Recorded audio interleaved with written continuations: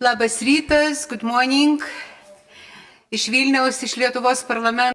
Good morning from the Seimas, the Parliament of Lithuania. At the conference, Western Balkan countries on the path to the EU. I welcome all the participants in the Constitution Hall. This is our historical hall, and I also welcome all those who will join this conference online from Brussels, Bulgaria, Slovakia, Croatia, Albania, and other countries. I'm Laima Andrikene. I'm member of the Committee on Foreign Affairs of this Parliament, and the Committee on Foreign Affairs is the initiator of this conference. Just a brief technical information before giving the floor to Radvilė Morkūnaitė Mikulėnienė and chair of the committee, Žygimantas Paviljonis. To give the welcome address, I want to say that the conference is webcast online on YouTube of the Seimas, and you can ask your questions on the platform. The link is below, and our speakers will join the conference through the Zoom platform. Just a few brief remarks, introductory remarks. Lithuania is the country that has always focused and supported enlargement policy because we were the witnesses of this policy. What changes occurred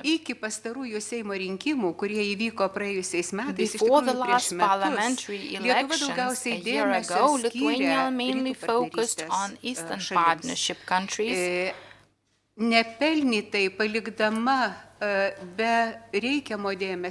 without a necessary attention to the Western Balkan region, which is an important strategically region to the entire Europe.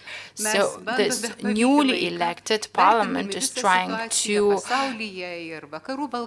regain this attention in the EU and this focus in the EU, and Lithuania is active participant and active supporter of Western Balkan European integration.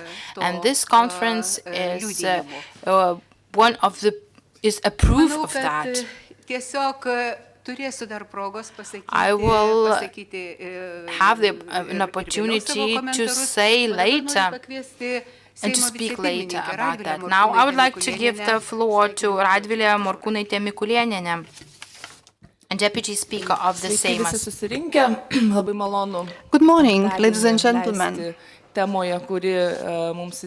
really pleased that we are having this event on the topic, which is extremely important for us. Let me thank Laima Andrikene, my colleague and expert of the region, who is continuously reminding us in the Committee on Foreign Affairs and the Committee on European Affairs about the importance of this topic. Lithuania as a state and we as political community comprising both position and opposition have always focused on the Eastern Partnership countries until now, but it goes without saying that the region of Western Balkans is of no less significance. Colleagues, our guests, you are here among your friends, and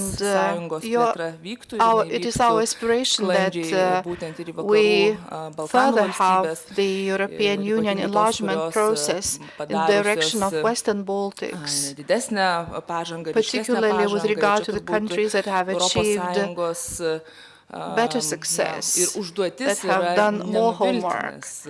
And this is why the The task of the European Union is not to disappoint you. We often hear the question, when will the time come? What is the deadline? When finally the prospects will become more visible?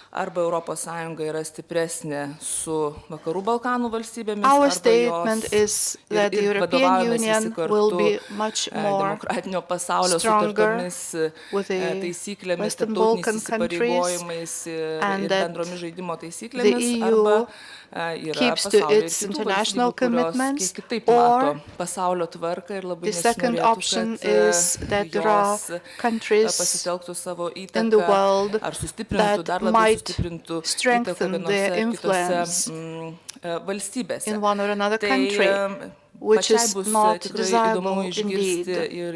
I'm looking forward to an interesting discussion today, particularly to the interventions of our foreign guests. Even if I'm not here in this hall, I will closely follow the discussion online. Let me thank once again to Laima and other colleagues for this wonderful initiative. I believe that it is important to speak together, to hear your expectations, maybe also about your disappointments. And I can assure that you will always have our support. Thank you, Radvilė. Tiesiog informuoti, kas galbūt mus stebi ir nėra įsigilinęs į programos detalės, kad mes šią savaitę Seime turėjome Serbijos parlamento delegaciją vadovaujamą Ilijos Mateičiaus. Šiandien turime atvykusias į konferenciją Šiaurės Makedonijos vyriausybės atstovės, kurios taip pat kalbės konferencijoje.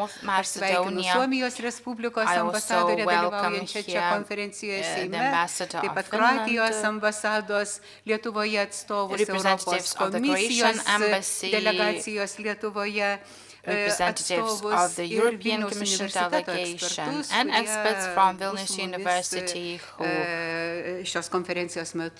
are here with us at this conference and will participate in the debate. And now I would like to give the floor to tikrai gerai žinomą ir gerbiamą Lietuvos diplomatą, dabar jau ir politiką, Žygimantas Pavilionis, Chair of the Committee on Foreign Affairs, a diplomat, a well-known politician in Lithuania. Thank you, Laima. I would like to say a few words from my personal perspective. First of all, in the Parliament, we have many groups for interparliamentary relations. And the group that is headed by Laima is by far the most active. This is a unique character. You are really in very good hands. I hope that Laima will bandom padėti naujai vyriausybei, kur būtent Laima Andrikienė prieš 31 metus į Moldovą įtikino pirmą pasaulyje planetoje parlamentą pripažinti tuometinę mūsų nepriklausomybę. Tai žodžiu yra žmogus, kuris gali neįveikiamus dalykus padaryti, o savo ruožtu aš pats prisimenu, kad mūsų pirmasis viršūnių tarybos susitikimas arba European Council dar prieš įstojimą buvo Tesaloniko viršūnių susitikimas, kur buvo priimtas strateginis sprendimas Europos Sąjungai plėstis į Balkanus. Tai kaip gerbiama Laima ir sakė, mes visi čia esame So, as Laima said, we are all the witnesses of this enlargement together with our brotherly nations in Central Europe and in Northern Europe. We support your membership. We saw and witnessed difficult moments at the Bucharest summit. I have in mind representatives from Macedonia su kuriais mes pradėjome kelią kartu Vilniaus we 10-tuke. started our road together in Vilnius 10. This was a very difficult path, but I hope that these paths can be overcome, and Lithuania's history is a Gal aš proof tik of tai that. baigdamas iš tikrųjų, gerbiama Laima yra teisi. Before concluding, I Mes čia should say labai that daug Laima dirbame su is rytų politika. right.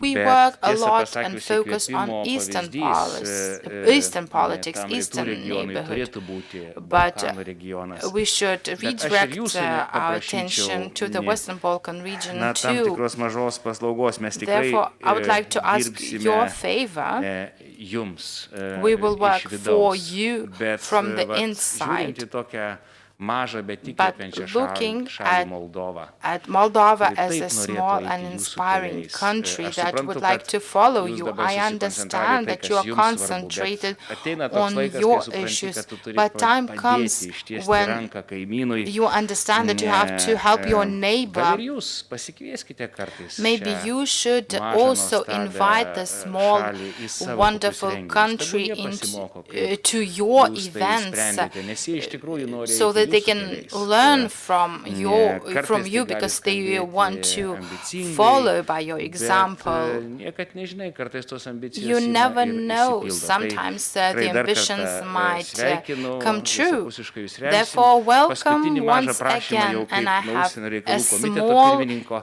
favor to Aš labai ask būčiau as dėkingas, a jeigu chair jūs of the perduotumėt Committee savo on kolegoms, Foreign tai yra Affairs. mano kolegoms, I užsienio would like reikalų to komiteto ask you to give pirmininkams, my best kad mes jų regards labai laukiame to my Vilniuje. colleagues Nes and kartais tie say that we are asmeniniai waiting for kontaktai, them vat, in Vilnius tiesiog mobilaus ar because signalo numerio žinojimas yra labai contacts svarbus, kai and mobile ypač kai numbers, ištinka krizės. O šiuo knowing metu those mes numbers turime is very krizę, important, bet ir especially in the times šiandien of 12 valandą crisis. mes Today skelbsime we are pareiškimą su visom in pagrindinėm Europos crisis. sostinėm. We Ir will šalia be bus preparing the parašai statements with Vengrijos, EU Slovenijos, capitals, Čekijos, with Lenkijos all the ir viskas signatures kol kas iš of šio regiono.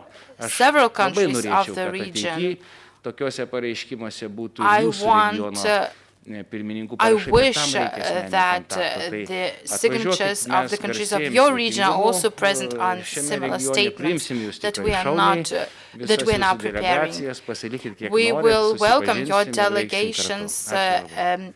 anytime, and we will get to Ačiū know each labai, other. Thank you very much. pirmininkė. Thank you, Ir Mr. Chairman. Norėčiau taip pat pasakyti, kad I would like to konferencijoje say čia that dalyvauja mano kolegos, we have iš here with us our kolegos iš colleagues užsienio reikalų from komiteto, Audronius Ažubalis, the buvęs Committee on Lietuvos Foreign Respublikos Affairs, užsienio Audronius reikalų Ažubalis, ministras, former Minister of Foreign Antanas Affairs, Vinkus, Antanas ir Vinkus, buvęs ministras, former ir Lietuvos minister ambasadorius and Rusijos Lithuanian federacijoje, ambassador vėliau to the Latvijos Russian Respublikoje. Federation Ir and taip the pat, Republic of Latvia. Atsiprašau, Estija. Excuse me, Estonia, the Republic of Estonia, Giedrius Surplys, former Minister of Agriculture, and now komiteto vicepirmininkas, užsienio reikalų Deputy komiteto vicepirmininkas. Chair of the Aš Committee on matau Foreign ekrane Affairs. Arnoldą Pranckevičių. On the screen, I Užsienio can reikalų see Arnoldas viceministrą. Pranckevičius, Labai Deputy ačiū Jums, Minister kad of jungiatės Foreign su mumis Affairs of iš the Republic of Briuselio. Lithuania. Thank Ir you labai for ačiū, kad joining radote us laiko from dalyvauti Brussels. šioje Thank you for konferencijoje. finding time Žodis to Jums, take gerbiamas part in this conference. Arnoldai. I would like Ir to iš give Jūsų the mes floor to tikimės, you, na, Mr. tokių Pranckevičius. įvadinių, įžanginių We are pastabų, actually expecting mūsų some konferencijai. introductory remarks for our conference. Ačiū labai, gerbiamoji ponia Laima, Thank you, kolegos, Mrs. Laima, colleagues, guests, ladies and gentlemen. It is really a great pleasure to welcome you from the capital of the European institutions, Brussels, where the discussions about the Western Balkans are quite frequent, and the focus on the region is really quite strong. And Lithuania and the Baltic region sees it as a big and huge potential. This is why the focus should even increase in the future, because we have a lot to share with you. Our experience on the level of the parliament, the government, civil society, and also we would like to inspire our partners to pursue the European integration path, because the EU without the Western Balkans, in my opinion, is not complete. It is not contributing to the idea of fully free and stable Europe. Last week, the leaders in Bordeaux sent a very strong signal to the Western Balkans that the Western Balkan countries are not just welcomed in the EU, but also that the EU enlargement policy, which is the main instrument, is still alive and very significant, not only for the soft powers of the EU to be shown, but also to ensure the security of the continent. There are many problems faced by the region, of course. Recently, we saw the tension between Serbia and Kosovo.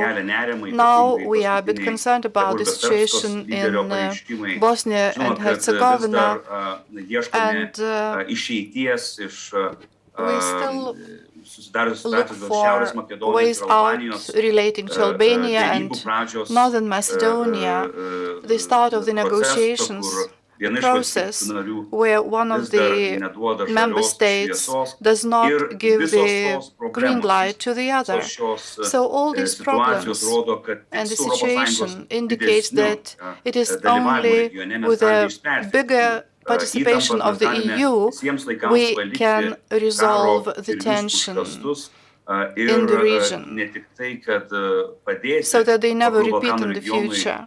And it is not only to help the Western Balkan countries to cooperate with each other and live in peace, but also to increase the overall security of the EU. Let me welcome, first of all, the Western Balkan partners with the big progress achieved in the recent years. The progress reports publicized by the European Commission annually show that all the countries have achieved major progress in implementing fundamental reforms. We understand how uneasy the process is, and let me just cite Jean Monnet, who said that nothing would be impossible without personalities. However, nothing has a long-term effect without institutions. This is why the institutional reforms, free parliamentary elections, the resistance of free press, institutional interaction, and its capability to preserve the balance is of utmost importance. And I think this is something that the experience of our country can be quite beneficial, turning the public institutions into democratic agencies, independent, resistant institutions, is of utmost importance, of course. In conclusion, I would like to encourage you to find new ideas. On Monday, in Brussels, we are having a meeting of ministers of foreign affairs, and together with the ministers from the Balkan countries, we will have a discussion on the issue,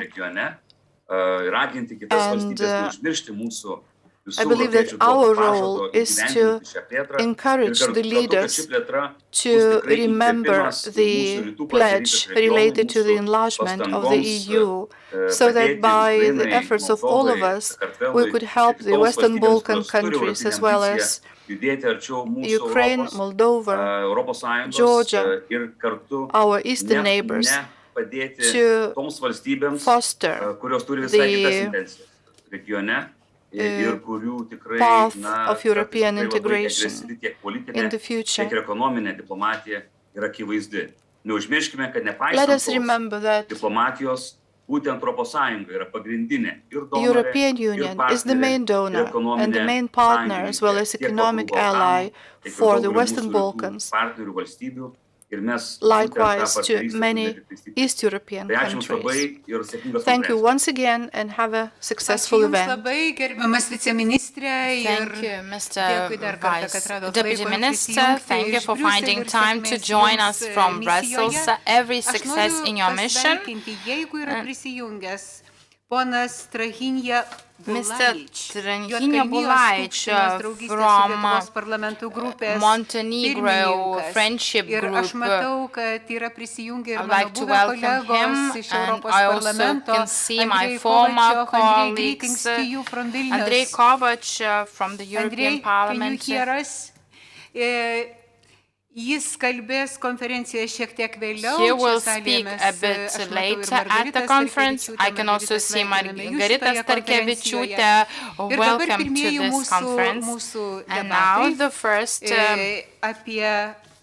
discussions on Western Balkan countries and their status quo and key challenges. Here we will have representatives from the Western Balkan countries. Megi Fino, Deputy Minister for Europe and European Affairs of Albania, should speak now, but I cannot see her. I would like, now it's, yes, hello. Hello, greetings. Hi.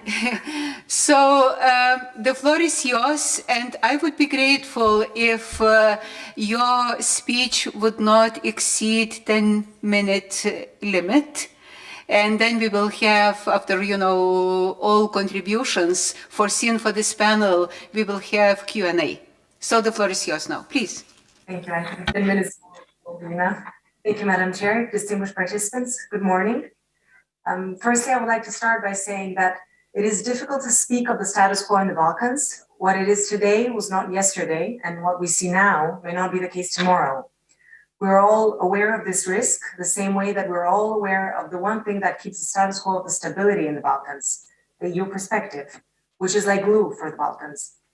Therefore, in 3 decades after the political regime changes within the region, followed by the bloodsheds and the conflicts, we can see developments and a good direction at the level of single countries as well as the whole region. Of course, this is a result of tremendous efforts after major transformative national reform processes coupled with the support and vast investment of the European Union, which has resulted in the strengthening of the regional cooperation. The Western Balkans have been moving slowly but steadily towards the EU, and the EU has been promoting this direction through the carrot and stick approach. Croatia joined in 2013. Serbia and Montenegro opened accession negotiations and are negotiating. Albania and North Macedonia received a positive decision to open accession negotiations. Kosovo fulfilled the visa liberalization benchmarks and signed a stabilization association agreement within the EU. Bosnia and Herzegovina applied for membership, got the opinion, and is in the process of fulfilling the 14 priorities. However, if we look back at the starting point, a lot of time has lapsed in each and every one of these processes, and yet no country, apart from Croatia, made it to the finish line, the EU accession. Were the countries of the region less interested in joining the EU after that, or did the EU become less interested in accepting newcomers from the Western Balkan countries? Judging from the political integration point of view, the present status quo is part of the key challenges, and we have to overcome the political stalemate by providing the necessary dynamics to our relationship. Continuous delays are causing fragmentation, unnecessary tensions, and diminishing the EU's transformative power in the region. The status quo of the so-called enlargement fatigue is slowly eating up the support behind a very difficult and demanding process. However, the truth is neither black nor white. Albania has been advancing steadily on its EU integration path, overarching governments, fulfilling its objectives, obligations under its stabilization and association agreement since 2009, enjoying the EU's visa-free regime since 2010. The Albanian government has implemented an ambitious and wide-range reform program in recent years, firstly targeting the 5 key priorities, and after the historical decision on opening accession talks with Albania in March 2020, the specific requirements of the Council in order to have the first intergovernmental conference. 19 months have already passed. According to 2 reports of the European Commission during 2021, Albania met the conditions, and the country is ready for its first intergovernmental conference. On 19th of October 2021, we were presented with the latest progress report, and based on the findings of the Commission, we were waiting for the Council to approve the negotiating framework for Albania and set the date for the first IGC. In the meantime, the EU is the largest development and trading partner of Albania and the whole region. Our economic integration is taking place faster than our political and institutional one. Nonetheless, this did not happen overnight either, and both sides made major efforts to facilitate that convergence. The EU played an important role through its technical assistance, financial support in the socioeconomic reforms. Our cooperation throughout COVID-19 pandemic created a role model for the whole region and the EU Western Balkans on how to formalize relations and how to make trade and investment faster and more efficient, and ultimately how the states can better serve that progress. But here I would also have to mention our regional endeavors that aim to transform the whole region into a single market, green and digital economies, facilitating the movement of people, goods, capital, and services. I think here we have a clearer path thanks to the Berlin process, Open Balkan Initiative, and the Economic and Investment Plan of the European Commission. We're connecting the dots and creating a market of 6 countries, 18 million people, which has the chance to gradually integrate into the EU single market. Such economic successes are improving the image of the EU too and embracing the support of the necessary transition in our societies. Albania intensified its efforts to build the regional cooperation further, as Albania has always been the engine of multilateralism, regional cooperation, and good neighborly relations. In this vein, we have been pivotal in creating the Western Balkans Fund, RICO, the Common Regional Market, and the approval of the Green Agenda, where again, the implementation is going to be the key for success. Another important point we have to talk about is the geopolitical importance of the integration of the Balkans as a geographical enclave of the European Union.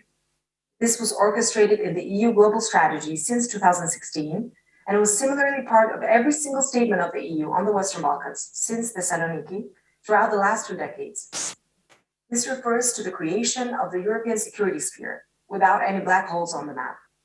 It aims to put an end to the meddling of third actors, strong security cooperation on migration, on anti-terrorism or anti-extremism, or collaboration among law enforcement agencies, and so on.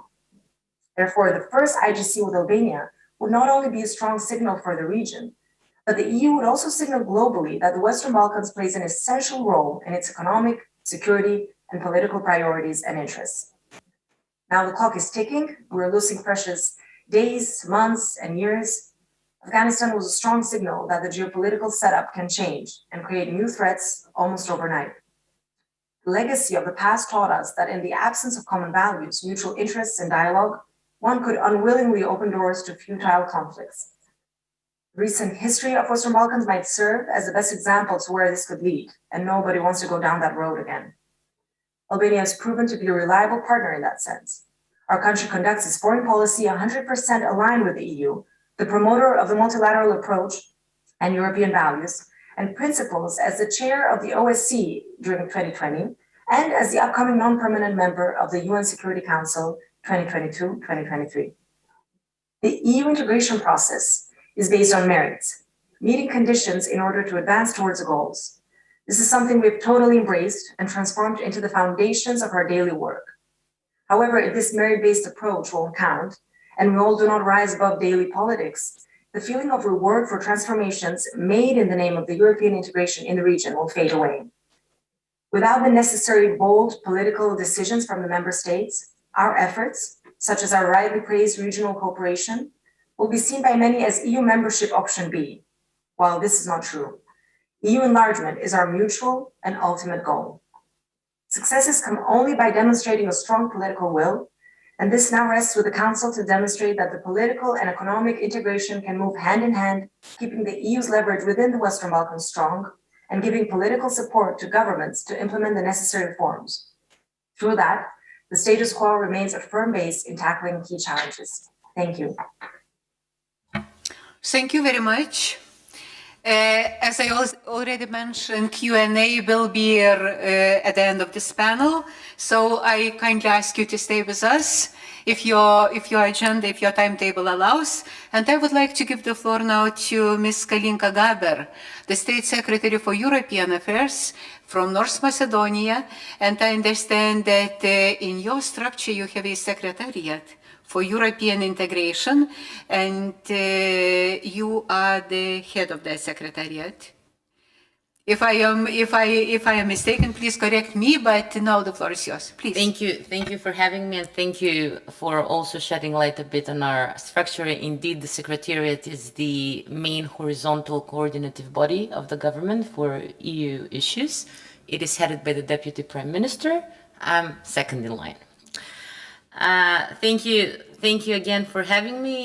It's an honor to be here, and I'm delighted to be part of this forum.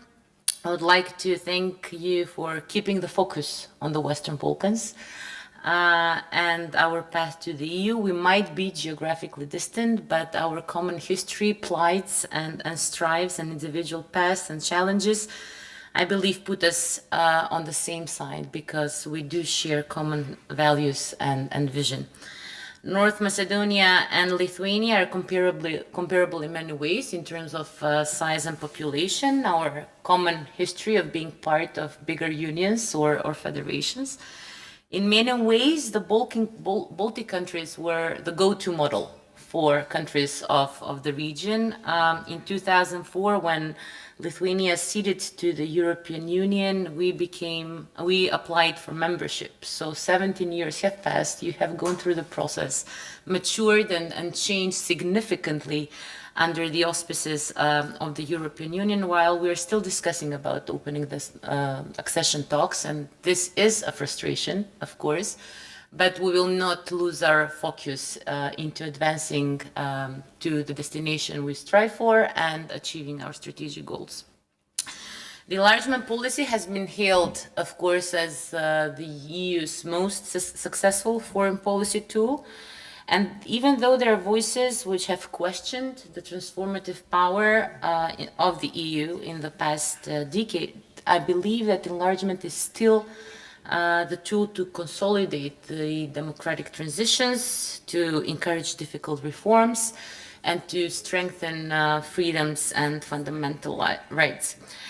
I think the question to why enlargement matters is pretty simple. It is enlargement, the efforts and the strives of prospective countries made under strict conditionalities, established under the various rounds of enlargement, that remind the Union of its founding principles, of its founding values. And it is a policy that is a reflection of the long way the European communities have gone through since the coal and steel community was established in 1951.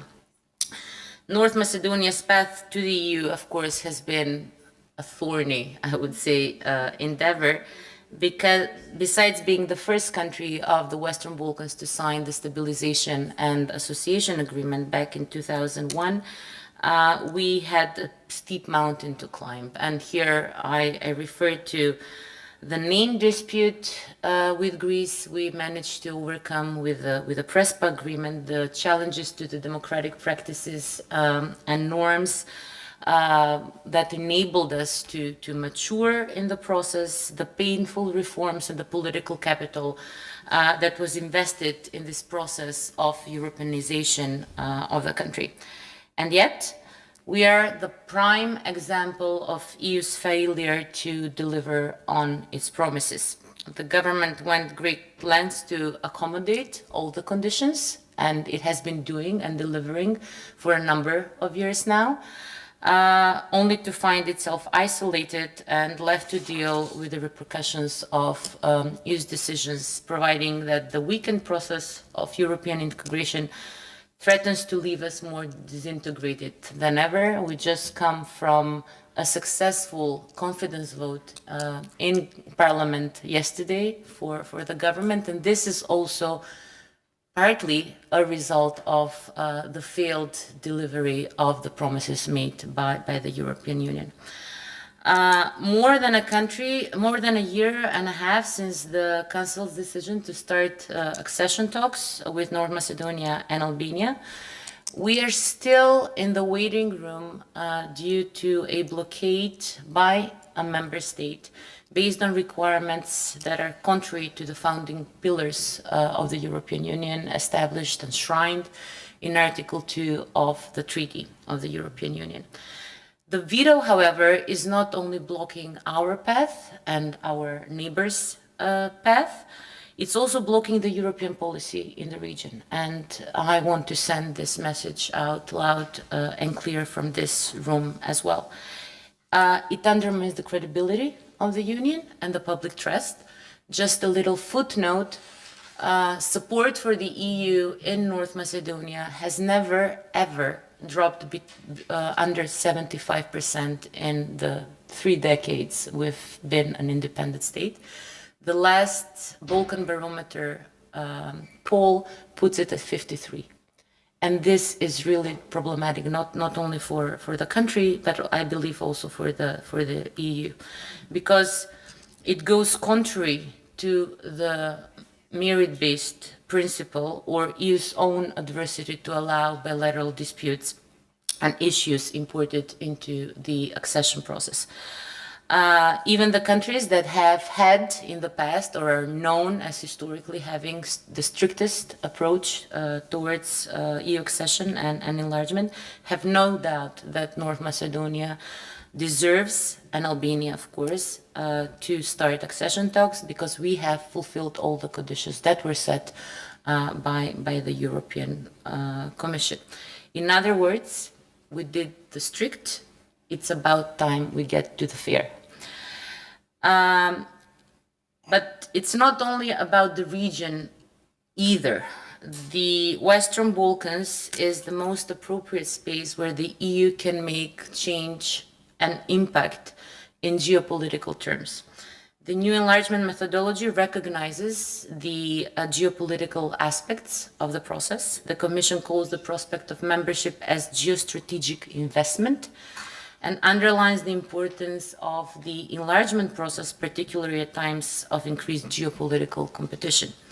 If the EU wants to be a global player, it should first become a local player. If the EU cannot make the difference in the Balkans, its own courtyard, not backyard, courtyard, it cannot make a difference further globally. The interdependence between the EU and this region goes beyond geographic proximity. We are encircled by EU member states. Events taking place in one country of the region impacts all countries, members and non-members alike. To sum up, there is a saying that status quo is Latin for the mess we are in. The political situation in North Macedonia these days shows that unfulfilled EU promises have repercussions on the domestic stability and prosperity. We do not have the luxury of maintaining the status quo. Both sides of the equation, both the EU and the Western Balkan countries alike, must do their best for the accession process to be deliverable and credible. To strengthen mutual trust, closer integration is needed. The EU should find a way to gradually include Western Balkan countries in its own strategic planning and developing its own resilience capabilities.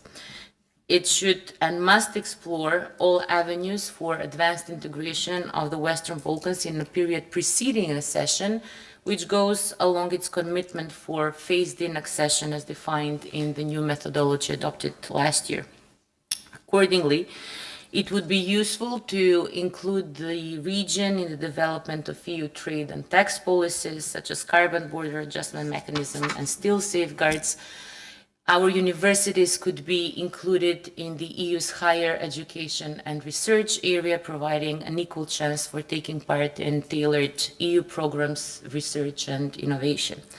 At the same time, as our agriculture is gasping for funds, it is a vast potential to expand and deliver high-quality organic produce to the EU market as well. On the side of the Western Balkan countries, the main challenge is to prove that with accession, we will bring more solutions instead of problems. The Western Balkans, unfortunately, comes out, its bad reputation precedes it, but we do believe that events of recent years have actually started to change this perspective. And just like we are there for the EU during the migrant crisis, for example, or any other major policy crisis that have a more bigger geographical span. One thing is for sure, the European Union is not complete without this region, and this region will never unite without the European narrative, without the European vision and the European future. This vision implies that the Western Balkans is an essential piece of the puzzle when it comes to boosting Europe's recovery, resilience, and strategic autonomy, as well as its identity, because we share civilizational, historical, and cultural values. Probably the biggest changer in this regards will be to start accession talks with North Macedonia and with Albania. Here, the key challenge is on the side of the EU to prove that it is really a union based on values and has the strength to deliver upon its decisions. All other alternatives are really more costly for both sides, and it's a scenario we really do not want to see. Thank you again for the opportunity, and I look forward to our Q&A session later. Thank you very much, Ms. Gaber. As you rightly mentioned, and we all know the fact that Albania and North Macedonia are waiting to start accession negotiations with the EU. And, you know, those deadlines, we knew kind of deadlines. I remember during the Portuguese presidency and the German presidency and the Slovenian presidency, we were, you know, we heard that most likely this time, you know, negotiations will start, but that was not the case. So we are still waiting for the kickoff of the intergovernmental conference with these two countries. And Serbia is already in the process of negotiations. The start was given in December of 2012, if I'm not mistaken, so already 8 years ago. And we have Serbian parliamentary delegation this week in Lithuania. In this conference, we have Ilija Matej, who is the head, the chairman of the friendship group with Lithuania. I will give him the floor in a minute, but I also saw Monika Zaikova. Monika, if you are still with us, I want to say hello to you. And Monika, she is the chair of the parliamentary relations group with the Baltic states in the Parliament of North Macedonia. A few minutes ago, she was on the screen. Yes, I'm here. Hello, can you switch on your camera, please? Yes, just a second.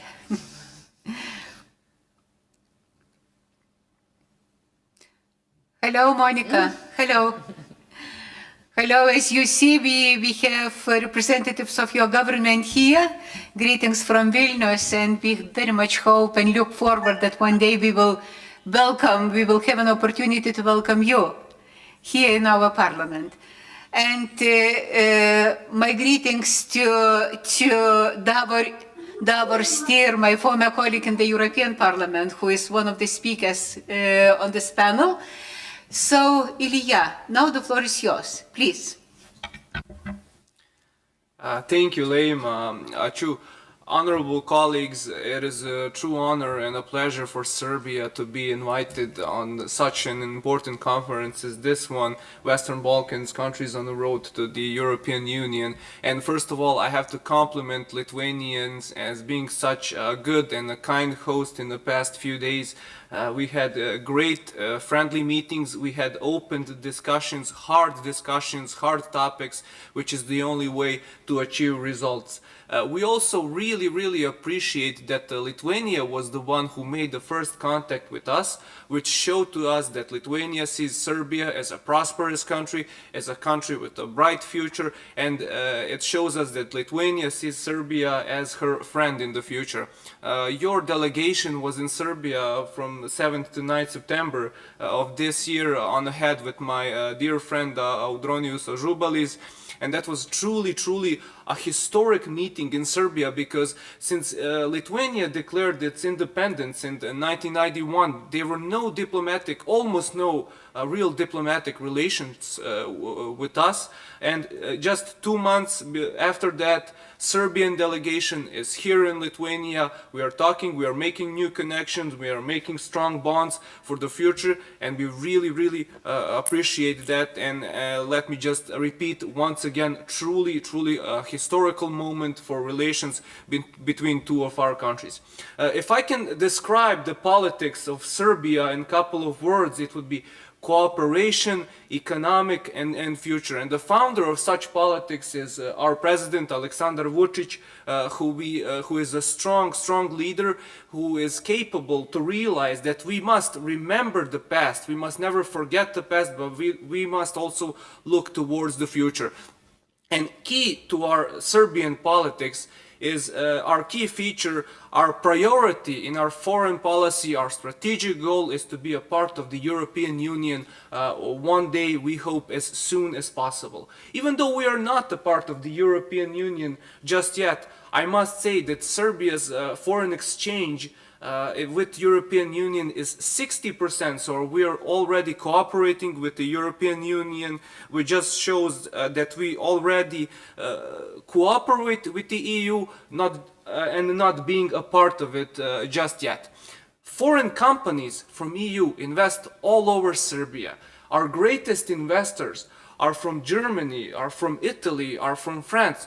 Just German companies in Serbia employ 72,000 of our workers, 72,000, which just shows that we are a serious environment to invest in, that we have good, educated and hard-working workers. So cooperation with our colleagues from other parliaments, from countries that are part of EU is really important, and we are trying to make friendly and good conversations with them. How serious we are to be a part of the European Union shows that we are on a path to change a part of our constitution so we can equalize our constitution to the law and the principles of the European Union itself.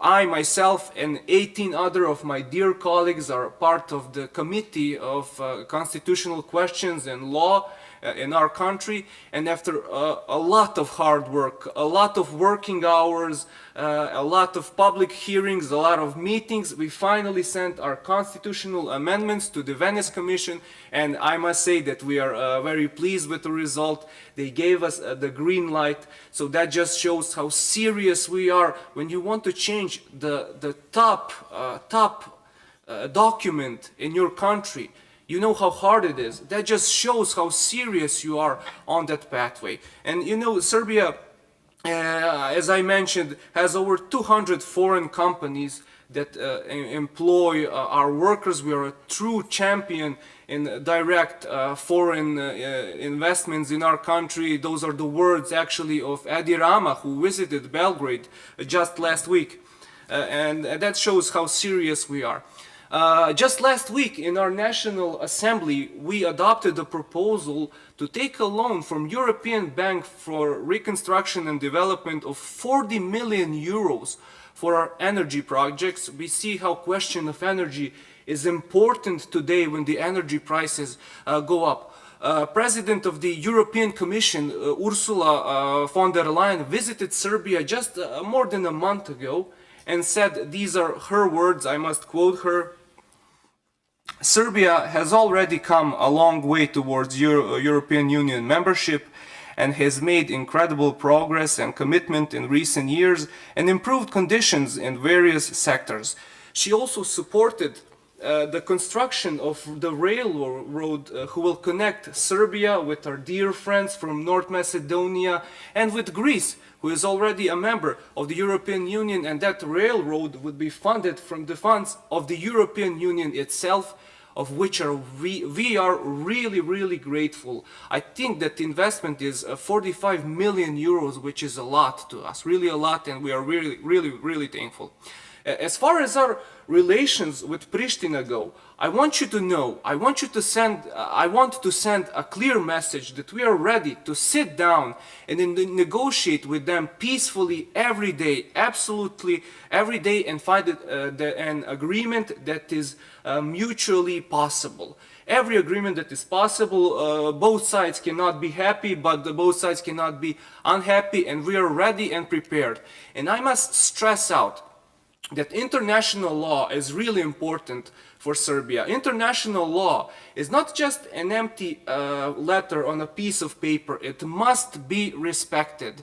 And I must point out that even though we signed the Brussels Agreement in 2013, under the coverage of the European Union itself, Pristina hasn't fulfilled its important act, and that is creating the municipality of the community of Serbian municipalities. So international agreements must be respected. And we especially point out, particularly point out, as evidenced by the recent events in Kosovo and Metohija, that Pristina not only does not respect the agreements, but also violates previously signed agreements and brings unrest to the area, which is not the politics of the future. We truly believe that that is not the politics of the future. How much they don't want to cooperate just shows that they are not ready to dig up the places where we believe we have missing Serbian people, although we dug up all the places they wanted, which is completely normal for us. And if I can send another clear message, we also hope that our friends from Albania and North Macedonia will have the negotiating frameworks as soon as possible, because in that way EU would send a message to all of us that she wants to continue this expansion of the European Union itself. And as you all know, Serbia is completely devoted to cooperation. You all heard about the Open Balkans initiative, which we are proud that we are started, because we know we have to have good relations with our neighbors for the good prosperity of both countries. And you know, the Open Balkans initiative, those are not just empty words on a piece of paper. It's not something for politicians to brag about. You have real, tangible results. You know, before, when somebody from North Macedonia or Albania wants to import milk or fruit, they would have to wait 48 hours at the border, which is not good for them, but it is not good for us. So we have something tangible, we have something to work with, because for Serbia, our economy is above everything. The economy is the only way that we can keep people in our areas, and the migration of young people. It's not just a problem of Serbia or Lithuania. Other countries have the exact same problem, so you must have the strongest possible economy to keep those young people and every other people in the area. So we hope that we will be a #1 growing economy in Europe this year with the highest GDP growth. And if I may conclude, Leima, this pandemic crisis showed that real crisis, the biggest crisis, no borders. A virus doesn't recognize is somebody from Serbia or is he from Lithuania. He just recognizes somebody as a human. So we must work together first with our neighbors and then with other countries of the European Union to defeat this. And just know from today and from now on, Serbia is and will be your business partner and your friend. Thank you. Thank you very much, Mr. Matejic. I see on the screen Davor is with us, so I would like to introduce Davor Ivo Stier, who is a member of the Croatian Parliament, and as I already mentioned, my former colleague in the European Parliament, its Foreign Affairs Committee, and former Minister of Foreign and European Affairs of his country. Croatia is already in the EU. Davor, how do you see the whole situation from the perspective of your country? Please, the floor is yours. Thank you, Leima, and warm regards also here from Zagreb, from the Croatian Parliament, and congratulations to you and to the Lithuanian Parliament for the organization of this conference. Yes, we will be celebrating next month the 10th anniversary of the signing ceremony of our accession to the EU. Already at that time, it was clear that somehow the doors of the European Union seemed to be closing, but it was already our accession more difficult probably than the previous round. But we managed to do it, and we think that with that we also kept in a way the door open for all the countries in the Western Balkans that, as you all know, have been promised the perspective of European membership. Yes, it's true. The enlargement process has lost some strength, both in terms of the appetite that we can see in some members of the European Union, and what they usually also say. It's true, there is also sometimes a lack of enthusiasm and reform efforts in the candidate countries or in those countries aspiring to become official candidates for membership. We were facing also some hurdles, as you all know, during the Croatian presidency in 2020. We managed to find a compromise among member states in order to unblock at that time what seemed to be a dead end for the enlargement process. There was a reform of the methodology that allowed to move on. Unfortunately, again, we found after the Croatian presidency another block of the process, especially in the case of North Macedonia, that we hope it will be resolved as soon as possible. That is the situation right now.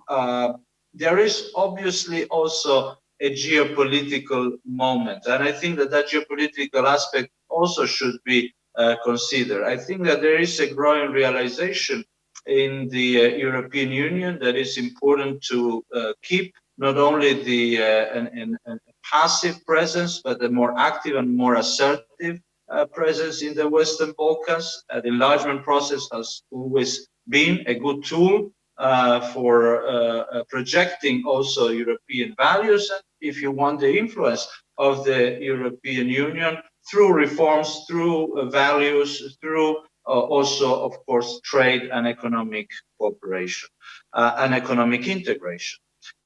Yes, there are a lot of discussion how much non-EU actors have become more assertive in the Western Balkans. Usually we speak about the role of Russia.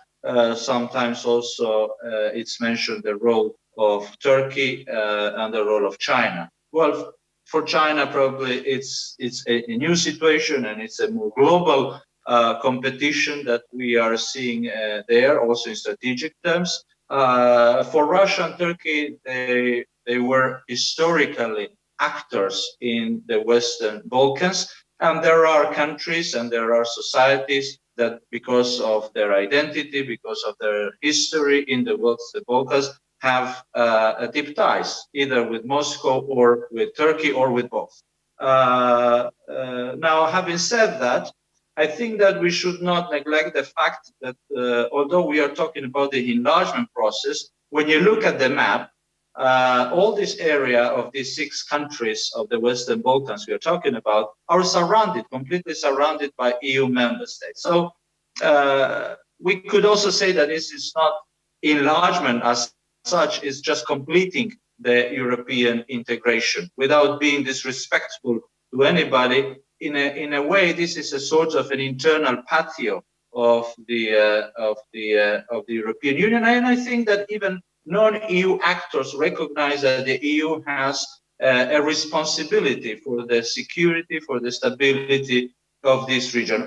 Obviously, the EU has an important ally, and that is the United States. Most of the European countries are also members of the NATO alliance, and obviously that here there is a joint endeavor and a joint responsibility when it comes to stability and security of this region of the European of the European continent. But I think that even non-EU countries like Russia, like Turkey, recognize that they probably, when it comes to Russia, will have different views about NATO, obviously. But when it comes to the EU, at least what I can see so far is that they are not opposing that much. On the contrary, they would like to see countries in the Western Balkans joining the EU. The issue is, however, whether they would like them to be integrated also in the value system of the European Union, or they would like to use these countries to manipulate the EU from inside. This is an issue, obviously, that creates some questions, and that's why it's so important that in the process of the accession negotiations, all these questions are clarified. The candidate countries was the same for Lithuania at the time, for Croatia, and for any other candidate country, needs to also show the alignment with the foreign and security policy of the European Union during the negotiating process, just because otherwise we will be having a situation where at the table where decisions are taken, we need to have at least some common understanding and common values about how is our relationship with the key non-EU actors, especially in the both at the east and the south, that are geopolitically quite important for the overall security and progress of the European Union. So this is not an extra condition. This is just something that we all know. It's very important. Now, having said that, it's true that at this moment, what we see is that probably we could say that accession as such will not happen probably overnight, will not happen anytime soon. But it will be a mistake to say or to argue a need for a new impetus for this process. And in this, I think that there are two levels, one for the candidate countries, the other for the EU members, because it should be, as always, a reciprocal endeavor. There's a two to tango, as they say. For the candidate countries, in addition to what I said already about the alignment with the common foreign security policy of the European Union, basically being integrated politically as part of the West, and this is a clear alignment that we all expect from the candidate countries. There are also internal reforms that the EU is ready to support, that are necessary and are good for the countries itself, regardless of the accession, but they are also important for the accession to the EU. So a new impetus in the reform process. For the EU, I think it's important that even if in the coming days, months, or even some years, probably we will not see the table of the European Council enlarged with prime ministers or presidents from new countries. However, we need to increase the efforts in order to integrate more and more deeply the societies. And eventually, of course, the whole country and the governmental structures with full membership in a perspective. Let me give you an example. I think that one of the good aspects of the regional cooperation has been in the Western Balkans lately this initiative to eliminate the roaming fees. For example, if you are calling from Belgrade to Skopje, you will not be paying roaming fees, and that is good. But why shouldn't we think that this roaming-free area in the Western Balkans will be integrated in the European single market, so that you could call without roaming, not just from Belgrade to Skopje or to Tirana, but also to Vienna or to Munich or to Zagreb or to Vilnius. So I think we should, in that sense, try to, this is just one example, but I think that how we should be proceeding from the EU side also to try to integrate as much as possible the society so that the difference of being a citizen in a country of the Western Balkans or a country in an EU member state are reduced to a minimum. Of course, infrastructure, of course, visa regimes in this sense, of course, education and an increased use of the Erasmus, for example, for students is something that I think we should all support and that could be envisaged at a higher level. No, I think that with that, what we will manage to do is to of course, give a concrete, practical support to the integration of the European continent, to the integration of the countries in the Western Balkans, to the adoption also in these countries of the European standards and of the European values. Obviously, we are dealing with that also within the European Union. We should not be neglecting that fact. But as we do so inside the EU, we should be also projecting these values also in the Western Balkans in particular. So I think that is an approach that we should envisage. There are tasks, there is homework to do both for us, for the members of the EU, for the EU institutions, the Commission in particular, and there is also a lot of work to do in the candidate countries, both in terms of, as I said, the reforms that are necessary, and in terms of the strategic alignment with the European Common Foreign and Security Policy. Thank you. Thank you very much, Mr. Stier, dear Davor, for your very, how to say, detailed presentation. And now we have a few minutes for our Q&A part of the panel. I would like, first of all, to ask, participants who are here in our conference room, Laimutė Pilukaitė, EU delegation of the European Commission in Lithuania, please. Thank you very much for invitations. Thank you for this conference, very interesting. I just want to comment a few things. It has been mentioned here a couple of times about the way the Baltic states did to the European Union. And I think Ms. Gaber mentioned that the support to the EU right now in North Macedonia is 53%. I would say this is not the bottom. And I will say you an example of Lithuania. Madam Andrikienė will remember, and Mr. Žubalis, that in 1999 we had less than 50% support. And that happened after, in 1996, Lithuania was not invited to negotiate, and then it had fallen. And I remember when these data had been released, I received calls. At that time, I just started working at the European Commission delegation. I received calls from BBC, from Swiss media, and some other media don't speak about Lithuania. What is next? Will Lithuania stop? What is next? But if you would again open historical referendum results, Lithuania's result of accession was the highest among the acceding countries, meaning that we had 93% of support.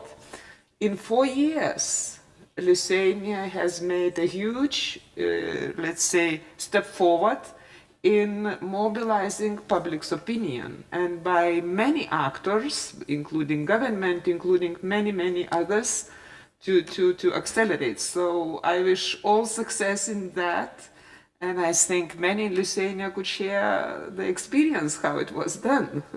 Thank you. Thank you, Laima. You know, I am looking at the clock, and Mr. Bilčik, Vladimir Bilčik, member of the European Parliament, are you with us? Please give us a sign if you are here.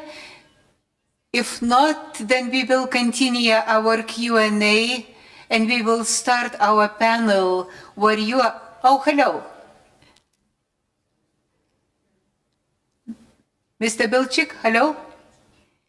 Can you wait 5 minutes, please, if it's possible? Yes, fine. Yes, Great. fine. Thank you. Yes.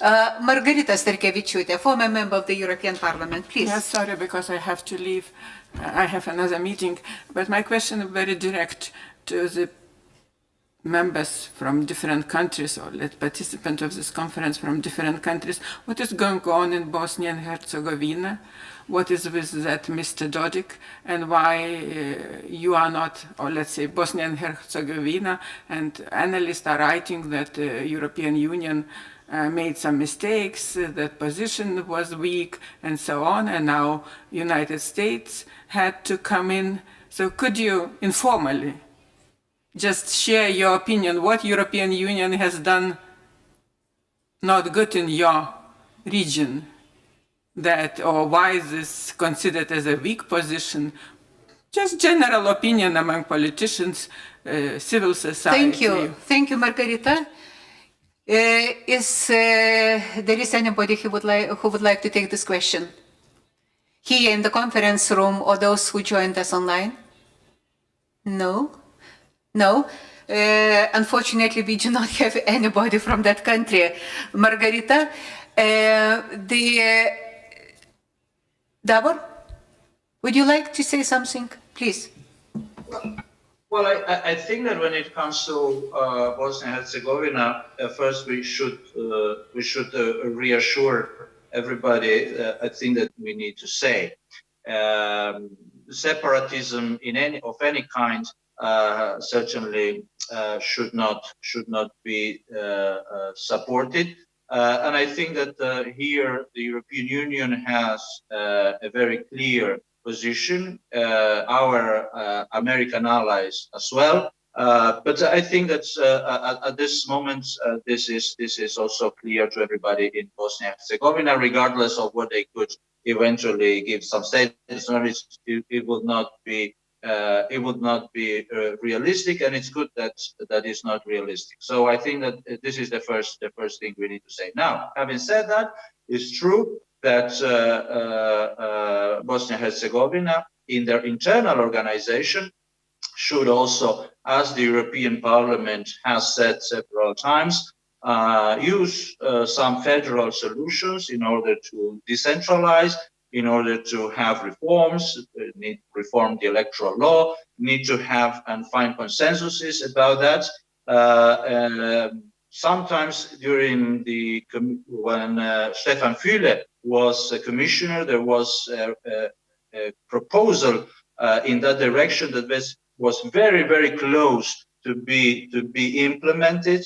Unfortunately, because of also internal discussions in Bosnia and Herzegovina, but also disunion within the EU, that was not carried out. And I guess that is a lesson that when the EU speaks, it should speak with one voice in order to be effective. The cooperation with the US is important, and I guess it continues to be essential in order for these reforms to be carried out in Bosnia and Herzegovina, in terms of supporting, actually, to be quite precise, supporting leaders in Bosnia and Herzegovina that are the ones, obviously, that should take the lead in conducting these necessary reforms for the country to be more functional, to be more prepared for EU negotiations and EU accession in the future, and to encompass that all the three communities, so Bosniaks, Serbs. Much, Davor.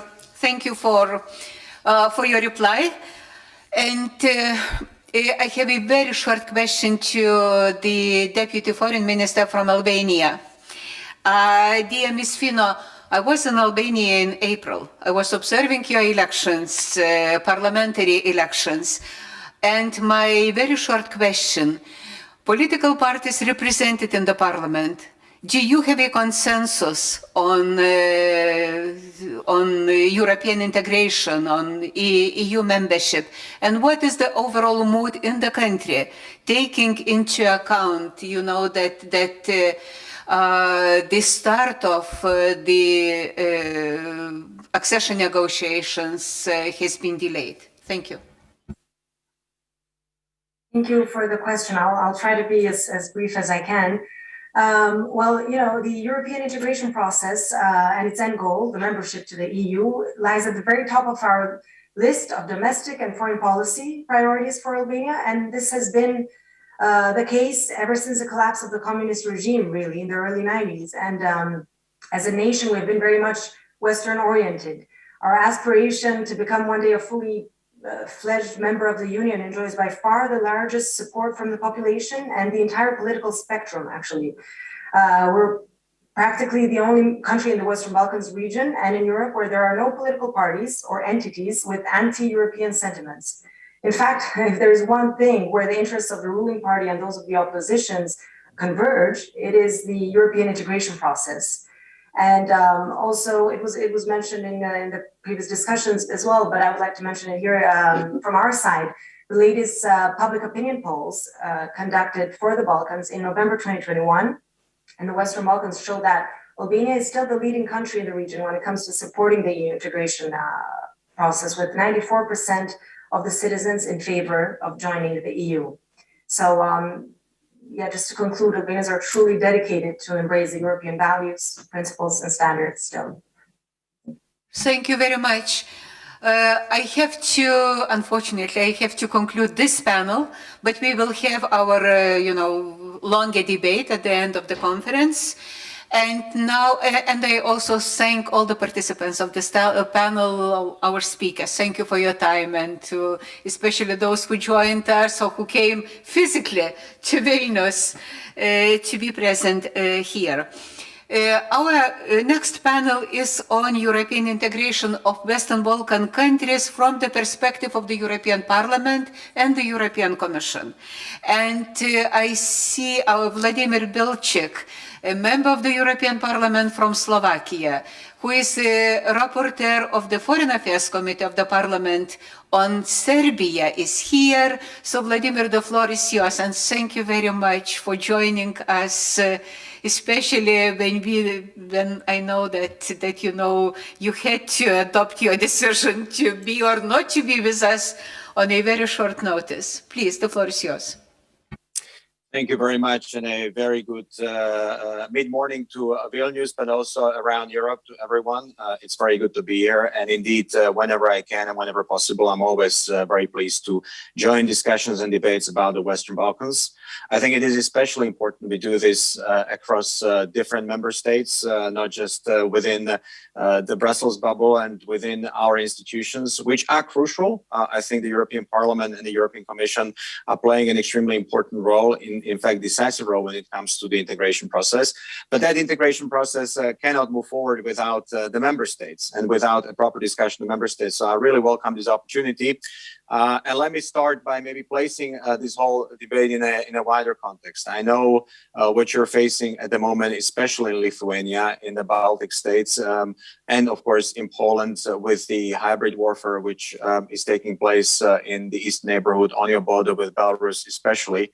And I just want to say that we discussed this very much in the European Parliament. You have our full solidarity and support, and it's absolutely unacceptable what Lukashenko is doing. But this sort of a hybrid warfare in a different form, in the arrangement, as you said very well, which we agreed on yesterday. And I'm happy to take any quick questions which we can have. But in addition to the fact that I'm a standing rapporteur for Serbia, I'm also chairing the delegation for relations with Montenegro. And I was in Montenegro in Podgorica just last week, introducing a project of a citizens' assembly with a skupština with the parliament in Montenegro. And it was a very successful launch of an event when randomly chosen citizens came to discuss their ideas of how best to fight corruption with the MPs in the national parliament under the auspices of a delegation from the European Parliament. And this is the sort of activity which I think makes a lot of sense, because we need to really support democratic discourse, democratic institutions. We need to support parliaments across the Western Balkans. They are challenged. They are historically weak institutions. And I think we will never have a serious discussion about the Copenhagen criteria unless we have a sense that democracy, representative democracy, parliamentary democracy has taken strong roots in the region. So I'm happy and pleased to say that we are back in the region physically. I think one of the big game changers in the past couple of years in the Western Balkans has been the pandemic. When I look back at the 2019, and you already raised the question about the opening of accession also from abroad, from Russia and China, we weren't engaged and active physically on the ground for obvious and objective reasons. And so that's why I'm saying that I'm pleased that we are back. I know Ursula von der Leyen had an excellent trip to the region in early September. I think Montenegro still remains the front runner. But it has not been running very much or at all since the coming of the new government to power in August 2020, following the elections in August 2020. And that is unfortunate. It has not been able to carry out some fundamental reforms in the area of justice, rule of law, electoral reform. But it has shown that it can fight corruption in the country. That is good. And the fact that Montenegro actually had a change of power in some 30 years has been an encouraging news for democracy.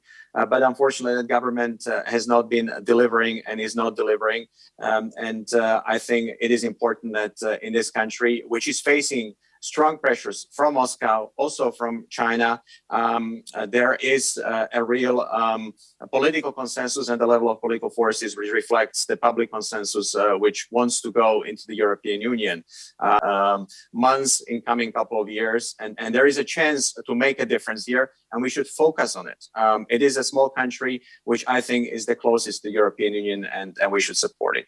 Serbia, where I'm the standing rapporteur, is the biggest player in the region and dominates much of the regional politics, also given the fact that there are a number of Serbs living outside of Serbia. We already discussed the issue with Bosnia and Herzegovina. Especially recently, there are a number of question marks in terms of the commitment to the dialogue, especially directed at Pristina and the new leadership in Pristina with the Prime Minister Kurti in terms of his commitment to the dialogue. But this is a separate issue which is in the hands of the special representative for this dialogue, Miroslav Lajčák. And I'm sure we can discuss this, but again, the dialogue must produce results. It's important that it is heavily supported also by the US. I think when we can work together with the US on this issue, we can help make a difference. I do appreciate Belgrade's commitment to the dialogue. It has been pretty unwavering, especially since the restart under the auspices of Miroslav Lajčák. But there are other issues, and let me maybe conclude here, so I leave some space for questions. When it comes to Serbia, they again touch on the very basis of the rule of law and the quality of democracy and the quality of public representation in politics. We in the European Parliament have been engaged in Serbia since 2019 in the inter-party dialogue, trying to create space to help facilitate dialogue among the Serbian political forces, because part of the opposition has continued to boycott elections and boycott parliament. And the parliament is dominated by a political force which is dominant in the country. And of course, this is getting me back to the essential issue, which is we need to strengthen the parliaments in the region. We need to strengthen democracy, and we need to strengthen the rules of the game for free and fair political competition. Serbia will have a super election year next year with presidential elections, local elections in Belgrade, and parliamentary elections. And I think this is something to watch watch out for in terms of how it's handled. I think Serbia has a huge potential to make progress when it comes to the European Union integration. It is undergoing a constitutional reform, which is important in the pipeline. But I think it's also important that it handles well the upcoming elections. I think this would send the best signal to the member states to really support the opening of clusters in negotiations, so we unlock the whole process. And I will leave the discussion about North Macedonia and Albania perhaps for others. But let me just say here, I understand there are a number of bilateral issues, but let's be strategic about enlargement. Let's think bigger, because otherwise we all know Russia is around the corner. Others are around the corner trying to take every opportunity to undermine our role in our neighborhood. And we cannot afford to lose the Western Balkans, the European future of the Western Balkans. Thank you very much. Thank you very much, dear Vladimir. I know that you have to leave. And I would love to ask myself a number of questions, but simply, Ms. Matuela, she also has to leave our conference at 20 minutes past 11, and we still have Andrei Kovachev, my former colleague, my dear colleague. So, Vladimir, thank you very much. Thank you very much for being with us and for your contribution. And thank you very much, and anytime, and good luck with the conference, and greetings to my dear colleague Andrei as well. And I just think this is a great initiative, and let's do more of this because we need support for the Western Balkans and for enlargement across member states. And best wishes to Vilnius. Bye-bye. Thank you, and thank you very much for your words of solidarity to our country and Latvia and Poland as well. Appreciate it a lot. Thank you.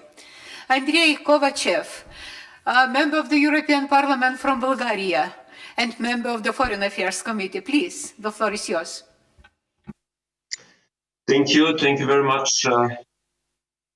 I'm very, very happy, Laima, that I can join today from Brussels, and thank you to this initiative. It is very important that from the member states are also coming positive signals for the enlargement. And for sure, I can subscribe to all my colleagues what they say, how important is the enlargement process.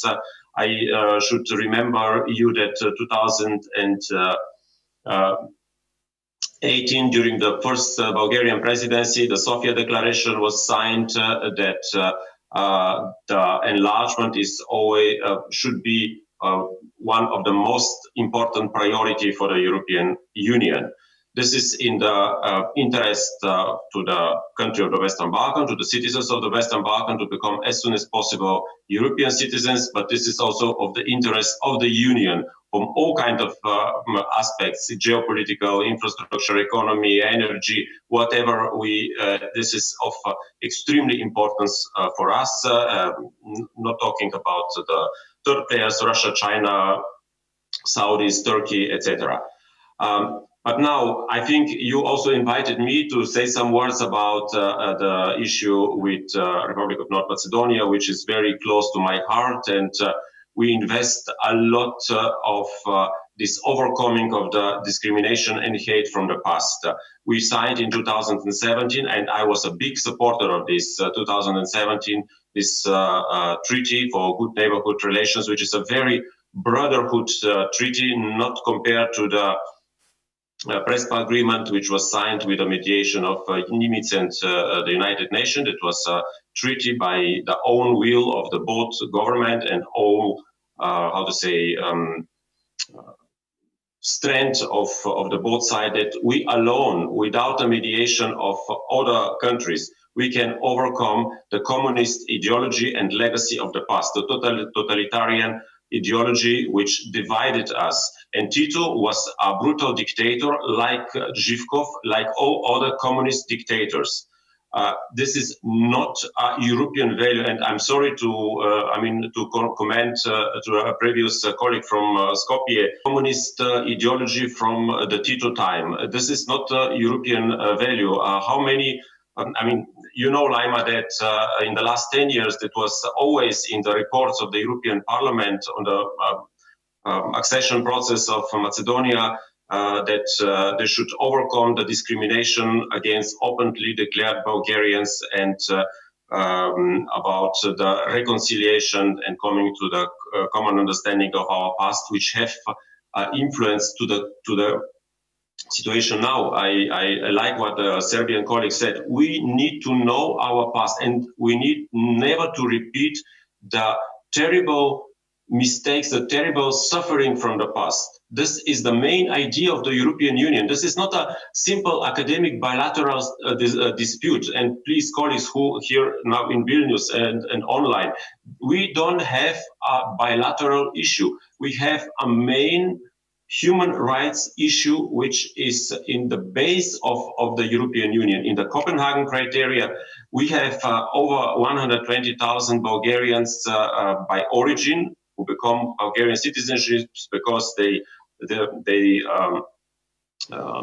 prove that their grandfather or grandmothers are from the Bulgarian origin. We saw very sad that Zaev used this anti-Bulgarian propaganda during the second term of the elections in Skopje, when they said the candidate Arsus have Bulgarian citizenship, like she's a traitor, she's not a good second-class person. So this is very, very sad. This is discrimination per se, and we are against this discrimination. And we expect from our friends and partners in the European Union to stand with us, that we overcome the legacy of the communism. Communism is nothing good. This is very ugly, and glorification of the communist ideology is something which we need together to overcome. And we hope that we remember that in March 2020, by the decision of the Council, was written very clear, tangible results in the implementation of the Treaty for Good Neighborhood Relations. This is unfortunately not the case. So following the decision of March 2020 of the Council, we see that we don't have tangible results. And nobody give, I hear from our dear friends and colleagues and our brother and sister and father, sometimes that somebody give to them a promise that unconditionally they will start negotiations without to make any small efforts to overcome the communist legacy. I mean, this is not the case, dear brother and sister from Vardar. We need to overcome together the legacy. In Bulgaria also was a brutal communist regime. We need to overcome this ideological stereotypes which come to now. So we are not Tatars, we are not fascists, we are not occupants, we are not assimilators, etc. This ugly legacy from the past should we never give to our new generation. We need to live in peace, we need to know the history, but we never should poison the young generation with this legacy from the past. This is what I say here, and I very much hope, either with Zaev or with Christian or with whatever, that we can have this common understanding that our European future is to be together by overcoming the legacy of the past. We need immediately to leave, now I'm going to the general issues, what we need as a European Union, we immediately to leave this visa for Kosovo.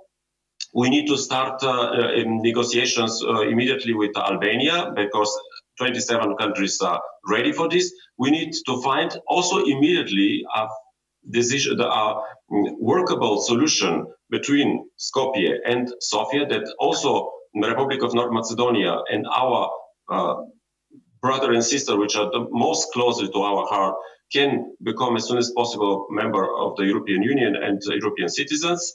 And Bosnia and Herzegovina, what I share totally with my colleague Ivo Stier, that the Croats, they need effective electoral reform, that the Croats can elect by their own their representative in the presidency of Bosnia and Herzegovina. On Serbia and Kosovo, I hope very much indeed that Prime Minister Kurti and President Vučić can start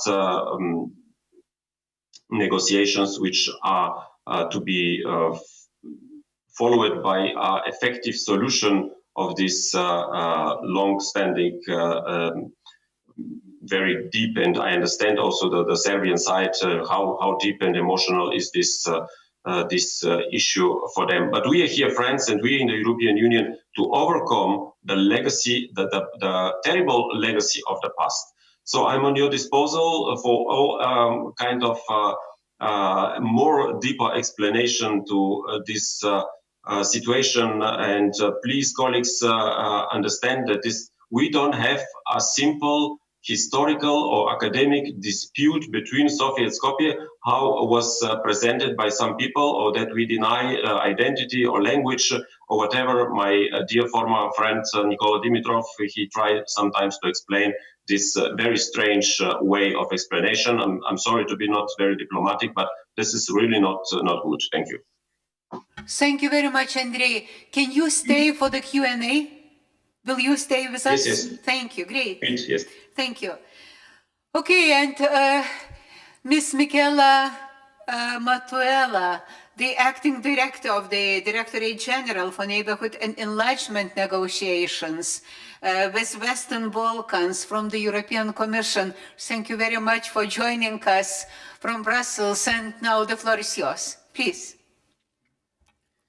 Thank you very much, and good morning to all, and also from my side, a very warm thank you, Mrs. Chair, and to the Lithuanian Parliament for the organization of this event, and of course for the invitation to take part in it. It is a very important sign of engagement of the parliaments of the European Union member states in the enlargement process, and certainly essential also as a way to support the work of the parliaments in the Western Balkan region in their EU-related agenda. The parliaments, as the representative voice of the people, have really a vital role to play, and certainly can be instrumental helping moving forward on the EU-related reforms. The Western Balkan region is a strategic priority for the EU, and let me start from this very obvious but equally important statement. There is no question that the region is an integral and essential part of Europe, and no doubt that we have a common future together within the European Union. The visit of the Commission President von der Leyen at the end of September, and then the EU Western Balkan Summit that took place in Burdur last month, are very clear demonstration of the EU's very strong political commitment to the entire region and to the accession process.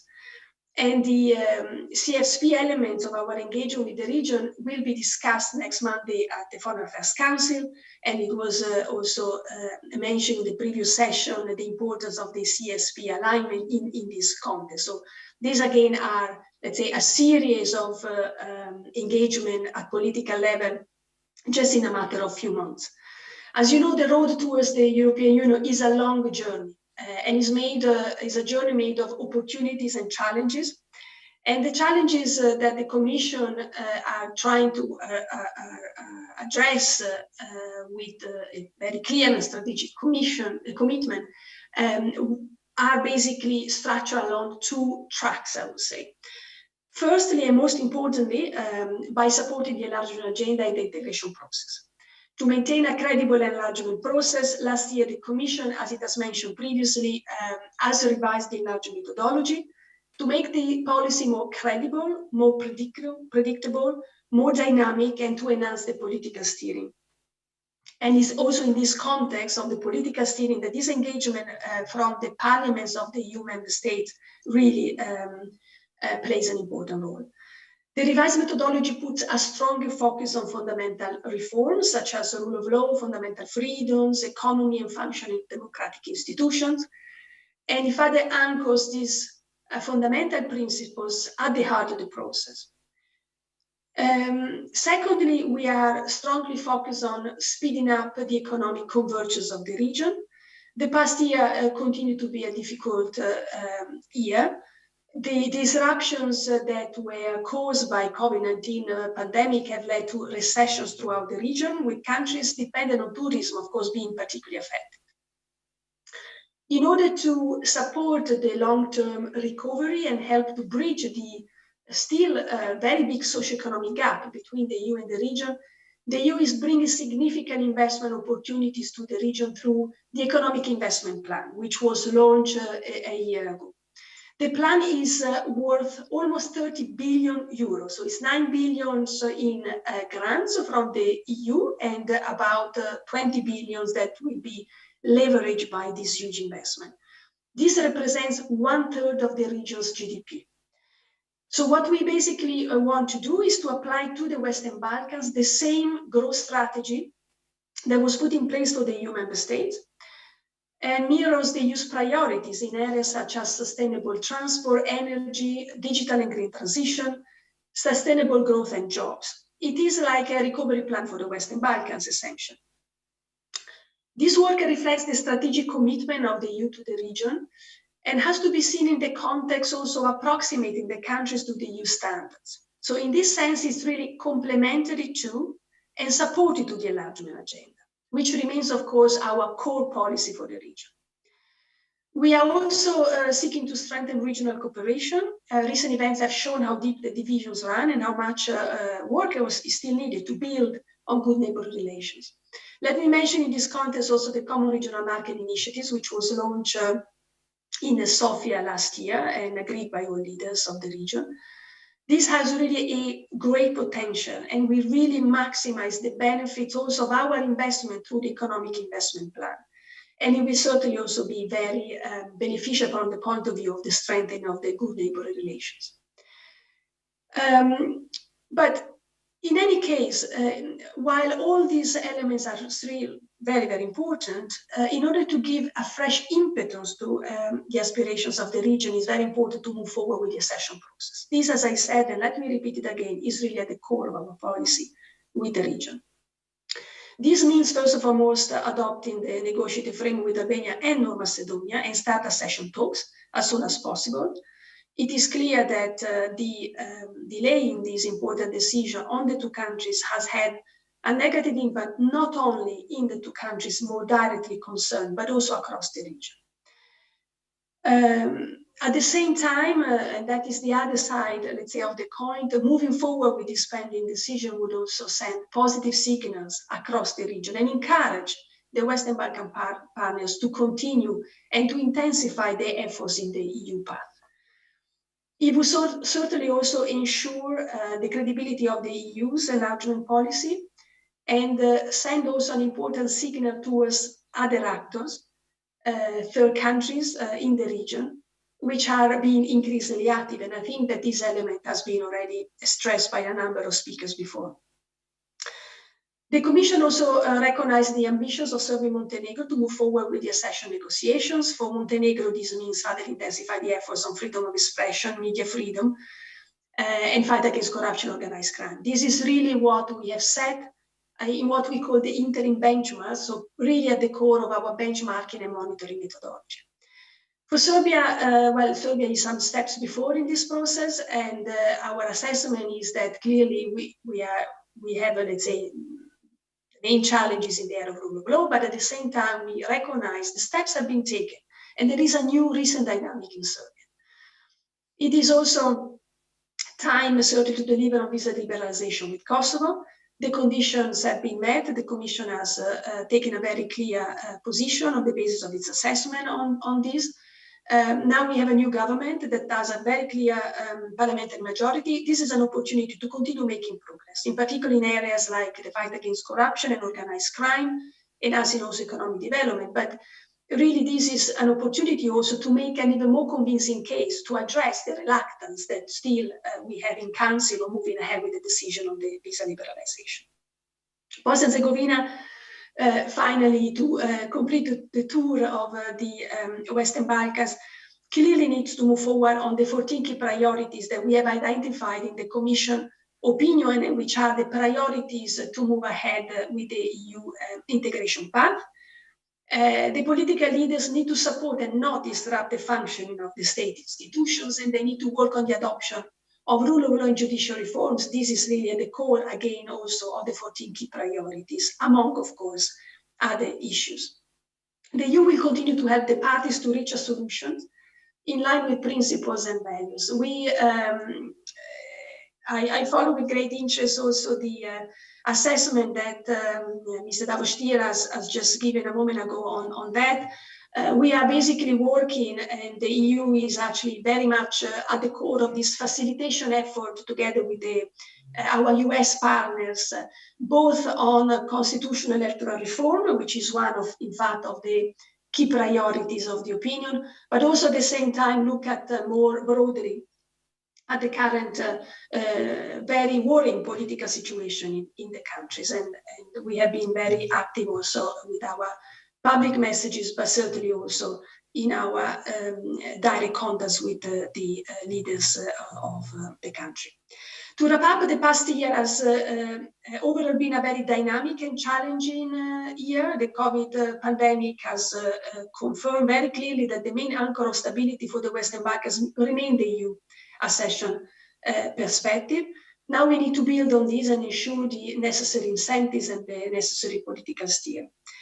In order to bring all this forward, the parliaments of the member states can contribute through dialogue with parliaments in the region, but also can contribute in shaping the public discourse in favor of the enlargement policy, presenting its benefits for the EU itself. And I think that this element cannot be emphasized enough. Enlargement and the accession process is a win-win process in terms of peace, stability, and prosperity of the whole European continent.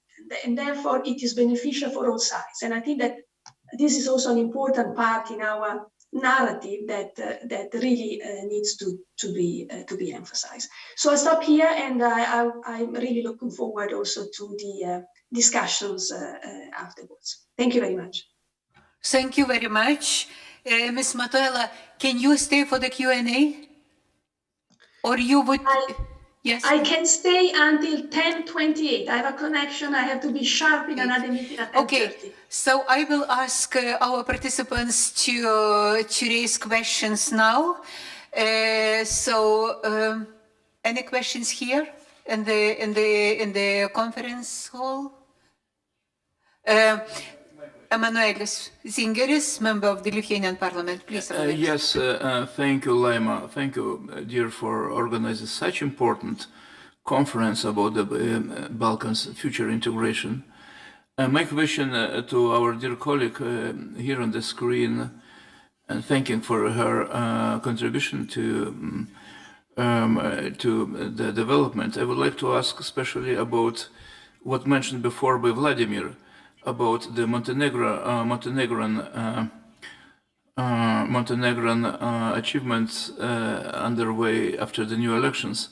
Well, for last 4 years I am a rapporteur on Montenegro in Council of Europe, and looking to all homeworks done by Montenegro and their efforts, it will be very nice to hear from you your small summary about that. Thank you. Thank you, Emanuelis. And I will allow myself to use this opportunity, Ms. Matela, that you are with us. My question to you is, last week in Budapest, we had a meeting of the political committee of the Parliamentary Assembly of the Council of Europe, with the presence of the commissioner, European Commissioner responsible for enlargement. And we also had Mr. Obradovic from Serbia, chairman of the Foreign Affairs Committee of the Serbian Parliament. I have to say that I share his position, and it was that, Serbia started accession negotiations in the year 2013. So that means 8 years ago. What is your assessment of this situation that, it takes quite many years for them, knowing how many chapters they managed to close, or both sides managed to close. And I recall our Lithuanian experience. We started accession negotiations in the year 1998, and we were members of the European Union already in the year 2004. So 6 years of very intense work and intense negotiations. So I would appreciate your comment on the Serbian case. Thank you very much. And now the floor is yours, please. Thank you very much your questions. I'll start then with Montenegro. I mean, very, very briefly. Of course, the situation is obviously much more complex than what I can elaborate in a few minutes. But just to give a little bit the general sense of where we see the situation. I mean, Montenegro is indeed, as it is often referred to, as the front runner in the enlargement process. But it is also true that, and that is also something that has been re-emphasized in the revised methodology, what we want to see is a very strong focus on progress, in particular in the fundamentals. Rule of law, fundamental rights, media freedom. And that's exactly where we are with Montenegro. The situation is at the moment that we basically cannot move forward with the, let's call it the more technical chapters until we basically have progress in these areas. I made a reference to the interim benchmarks, basically our methodology, which, by the way, the revised methodology was initially developed in view of the opening negotiations with Albania and North Macedonia, but in June, the decision was taken to apply the revised methodology, starting with Montenegro and Serbia. So the logic that we had before to maintain a balance between the progress on the fundamentals and the progress in what is, let's say, the more technical process of the negotiations is not only, let's say, what we already had in the negotiations with Montenegro, but it has been even reinforced with the decision that was taken in June. And that's where the approach that now applies to Montenegro really fits in. We basically need to see very solid progress in the area of rule of law. We need to have the fulfillment of the interim benchmarks in order to be able to move forward. Now, that is something that has been discussed, of course, with the authorities. It is true that there is a certain general frustration on the pace of the negotiations, but I think that the best way to address the concern is to move forward with actually concrete reforms. And what we want to see is actual implementation. We want to see concrete results out of the reform process that is ongoing. And that is where we want to ensure that also the current administration of Montenegro remains focused on. And what, of course, we have seen is, let's say, with also, let's say, several changes that have happened in the administration, that there are risks in terms of the pace at which Montenegro is able to move forward. And that is what we keep on encouraging the administration to remain very focused and to remain, of course, also the necessary capacity to deliver on the reforms, because there are always two dimensions in this. There is, of course, the political dimension and the clear orientation that has to come from the political level. And there is, of course, the element of the technical process where the administration is to be able to follow the political commitments and adopt the necessary measures to ensure the implementation. And of course, on both levels, we are working very closely with the Montenegro's authorities to ensure that this can be move forward.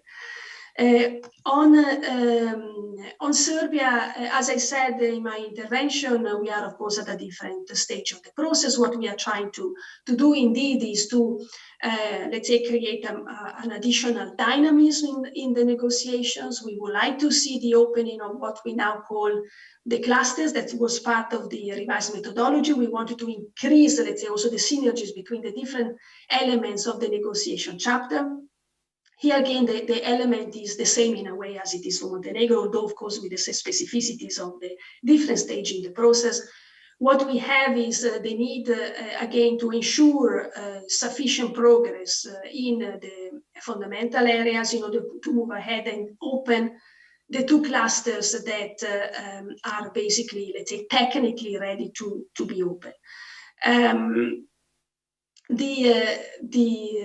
What we believe, that is the assessment of the Commission, is that we are at the stage where this balance now is there. We certainly have seen in the last period a new, let's say, energy and commitment in the delivery by Serbia in the area of rule of law. And for us, this is a sufficient level, let's say, of commitment and progress to justify the opening of the two, let's say, more technical clusters. Of course, this does not mean that everything is fine. It means that, of course, the work has to continue. And of course, what is part of the process is exactly that we provide further guidance to the countries on the way forward. But that's exactly where we are in our view when it comes to Serbia. Now, on your more general question on the overall pace of the negotiations, I think this is essentially in the hands of the countries. If we see a very serious commitment and very serious implementation of those commitments, which lead to concrete results, this is what will be the convincing case, not only in the assessment of the Commission, but also in Council, where, of course, unanimity by member states is required. This is the best way for the countries to ensure that the pace of negotiations is accelerated. We hear a lot, of course, to talk about, fatigue and less enthusiasm on the larger policy. I do not want to underestimate this element, but I think that the best way to address any, let's say, issue of the kind, whether it is real or perceived, is actually to be very convincing on the reform implementation. Thank you very much. Thank you very much for being with us. Thank you very much for your introductory remarks and also for taking our questions, and all the best in your future endeavors. And now the floor... It was a great pleasure. Thank you very much for having me. Thank you. And now I would like to give the floor to Emanuelis Zingeris, my colleague here in the Lithuanian Parliament, who's also head of our parliamentary delegation to the Parliamentary Assembly of the Council of Europe. And he will be speaking about Montenegro, and then we start our Q&A. And I would like to inform those who are waiting for the last expert panel that we will start it 15 minutes later than it is in the program. Emanuele, the floor is yours. Thank you, Lema. It's such a pleasure to see our Serbian delegation here and discuss them even in a formal way about future ways of Serbia. And Serbia is in direct neighborhood of Montenegro. Thousands of ties and bridges between Serbia and Montenegro are still in place. And I would like still, Lema, to say thank you for Serbia political representatives for small but essential accident happens in Montenegro when some to Russia related. It's nothing about Russia paranoia. We are not paranoid about Russia. We like Russia, but about Russia related coup in Montenegro that Serbia distanced themselves in the very hot moment where part of the former Russian or current Russian intelligence officers, together with some elements in Montenegro, tried to put down the prime minister a few years ago, and Serbian government in a very wise way to keep distance to this ugly military exercise in Podgorica against the current government of Montenegro. So it was not current, but before election government. So in this case, here is the place, Lema, to say thank you for distancing Serbia from this very ugly, in the natural way, distancing themselves from this ugly event created artificially by a foreign government. That shows political will of Serbia to be in the context of political party relations inside of European Union. And you have more and more good examples about Serbia initiative in the Balkans. One question is a little bit under question mark related to Serbian Church inside of Montenegro, and then I have my analysis together with our international lawyers inside of Council of Europe. I would like to mention, Lima, if you agree, but I would like to have just announced the integral part of my report related to European Union homeworks of Montenegro. Montenegro was granted the official status of candidate country to the European Union in December 2010, and accession negotiations were opened in June 2012. The European Commission strategy for a credible enlargement perspective for an enhanced Union agreement and engagement with the Western Balkans, adopted in February 2018, set out a perspective of accession to the European Union in 2025, if a series of key steps were taken and conditions were met, just mentioned by the expert from European Union side. In March 2019, 32 negotiating chapters have been opened, for more compared to the time of the last visit in 2018. And we are just coming to the point that in May of 2018, the communication of European Union enlargement policy by the European Commission and the conclusions on enlargement and stabilization and association process adopted by the Council in June 2018, which were also endorsed by the European Council, were less positive and more urgent than in the previous year. The Commission, as well as the Council, made it clear that it was now the time for the entire rule of law sector to deliver more tangible results, and that Montenegro should be more proactive in reforming the following fields: media freedom, the fight against corruption, trafficking in human beings. The Commission noted that Montenegro should demonstrate clear political will in the fight against corruption and organized crime.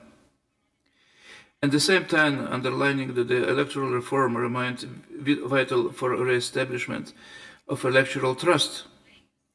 In other words, the concerns of the European Union seems to match with the expectation of the issue of human trafficking, the four key issues selected by the Parliamentary Assembly of Council of Europe to be discussed in the post-monitoring dialogue. Lema, our report will be issued in the next session of January. And you are Vice President of the Parliamentary Assembly, if you still remember that, and we will be together with you evaluating that. So, a reception of the European Union annual assessment differed. The opposition on some civic activists denounced in absence of progress when it comes to democracy, the rule of law and human rights. The majority considered that it was normal for the European Union to be tougher now, especially mentioned by the previous speaker, tougher on Montenegro, since the country was moving closer to the accession. So the tougher examination for Montenegro is now on the agenda. And we hope that the process of accession, just mentioned before, so close to 2025, will be discussed among all of us inside of European Union.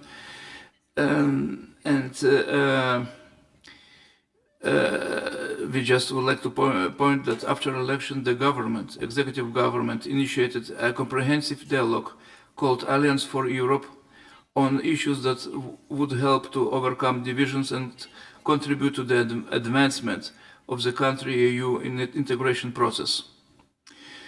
So, yes, I would like to come to the last remarks related to the Serbian Church.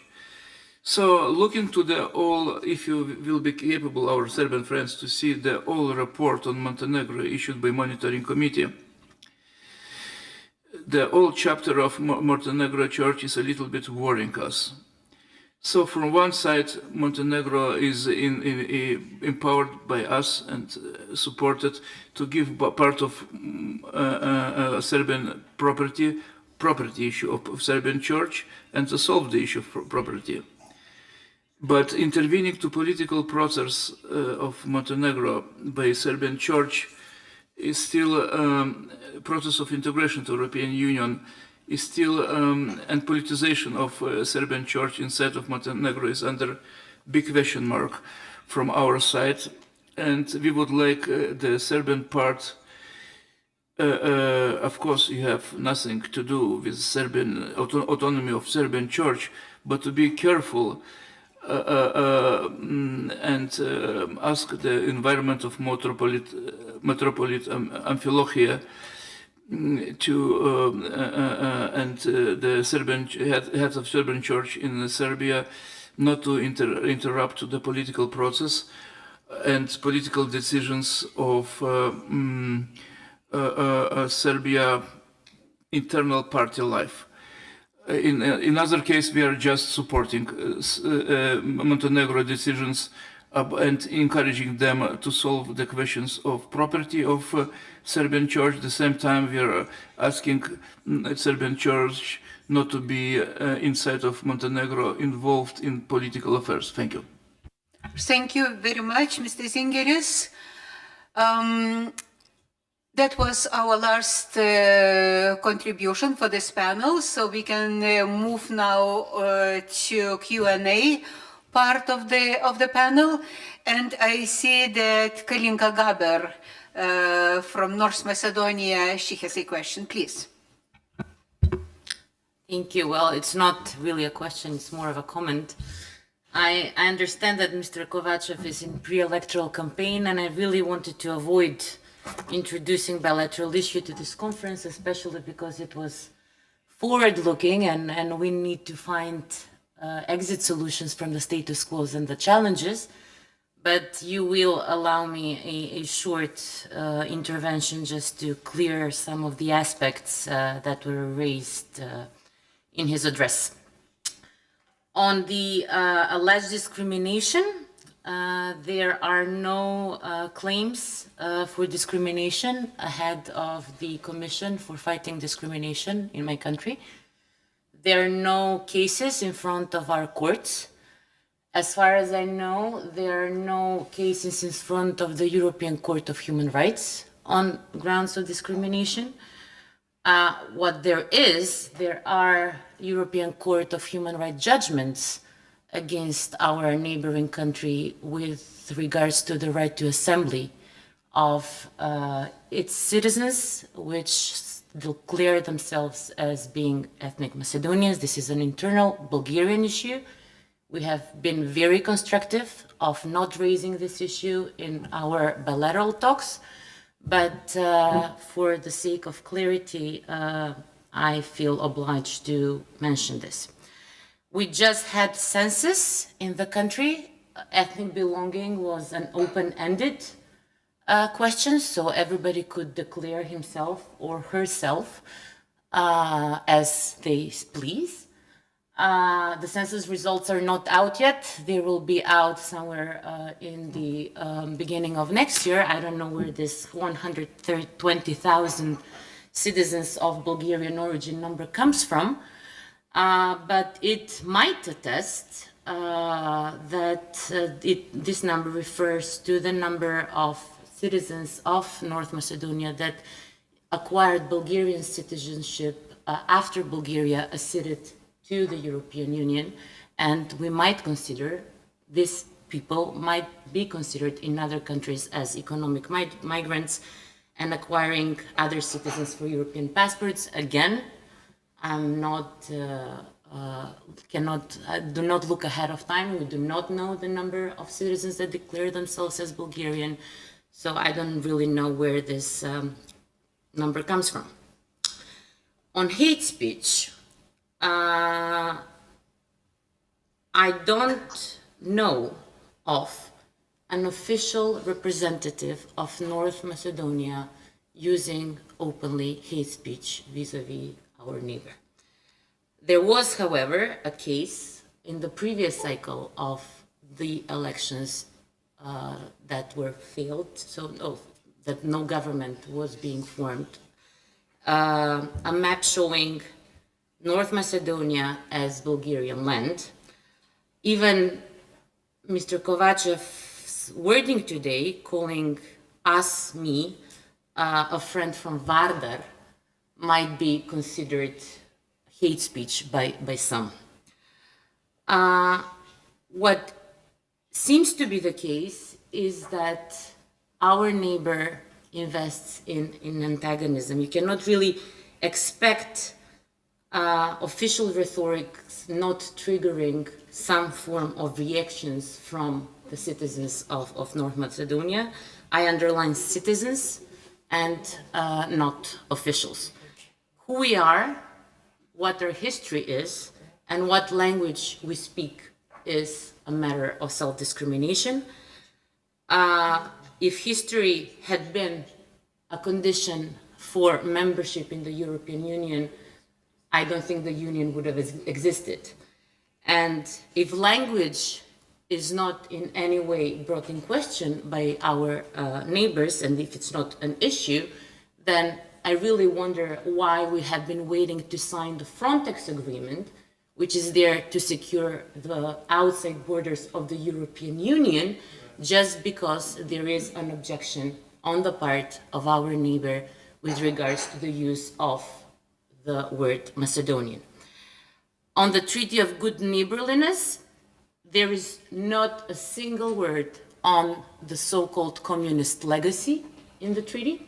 There is, however, an Article 2, which speaks of Bulgaria's commitment to help North Macedonia advancing in its European and Euro-Atlantic path. And finally, because there was an attempt to question the recommendations for unconditional start of accession negotiations, I will just remind everybody of the unanimous EU Council 2020 decision for start of accession negotiations with North Macedonia and Albania. And it seems like the pressure that our neighbors experience from the other partners and friends of the other 26 member states of the European Union is only attesting to the isolated position they are found in. Thank you for giving me this opportunity to clarify. Thank you very much. Yes, Ilya Matevich, please. Thank you, Lema. But if it's a comment, so I would ask you to wait a bit, or is it a question? It's a comment, Lema, but I will be really a short one. Okay, yes. Please. So Serbia has been mentioned so many times by all of the speakers during this part of the conference. So I would like to thank, first of all, Vladimir Bilčik, who just confirmed what I was saying, that it's completely true, that we are truly devoted to the dialogue with Pristina, that we are really trying to make an agreement, that we are doing our best, but it takes two sides to make an agreement, and not just one. Thank you to Michaela Matuela as well. She knows that the process is slow, but she has confirmed that we are expecting that to have an intergovernmental conference with the Republic of Serbia, and it will be held by the end of the Slovenian presidency of the Council of the EU. And we are ready to open clusters 3 and 4, and we already opened cluster 1, so we are working really hard towards our goal. And just a short comment on Emanuelis Zingeris. Thank you for your appraisal. First for that. It's you know a lot about that area. You are a much more experienced politician than myself. But I have to say on what happened to Montenegro, just because I'm a Serb, Christian Orthodox faith is deeply in the hearts of the Serbs. And so what Montenegrin government tried to do is steal the property of the Serbian church by passing new laws. And when our people heard that, they were furious, and they were not led by our government or our president to the streets. They were led just by the faith in their hearts. So that's what truly happened, and I know that you know that we backed up from the later on incidents of which happened, connected to the church as well. And just thank you for your appraisals, I guess. Thank you very much, Ilya. More comments? Andrei, would you like to take the floor? Please.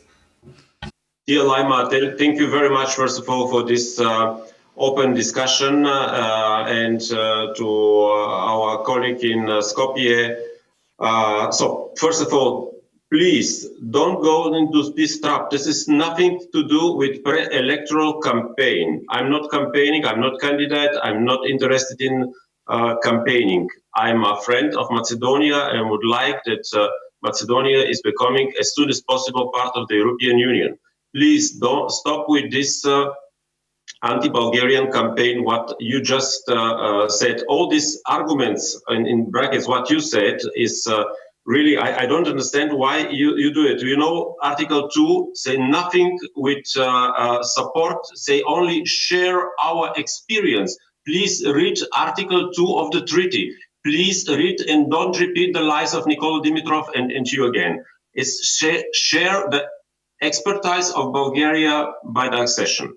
And secondly, we have, I mean, this is very disrespectful to your citizens with Bulgarian origin to say that 130,000 plus around 10 or 20,000 are at the moment in the process of becoming Bulgarian citizenship. All of them are liars and immigrants, economic immigrants. They prove by documents that they are coming from the Bulgarian communities in Aegean and Vardar Macedonian. Vardar Macedonian was part of the Kingdom of Yugoslavia. Those days was occupied since after the First World War till 41 by the Yugoslavs. And this is historical issues and facts. They are Bulgarians by origin. And you know very, very well this ethno-genocide, what was done after 44 by the communist regime with a lot of brutalities,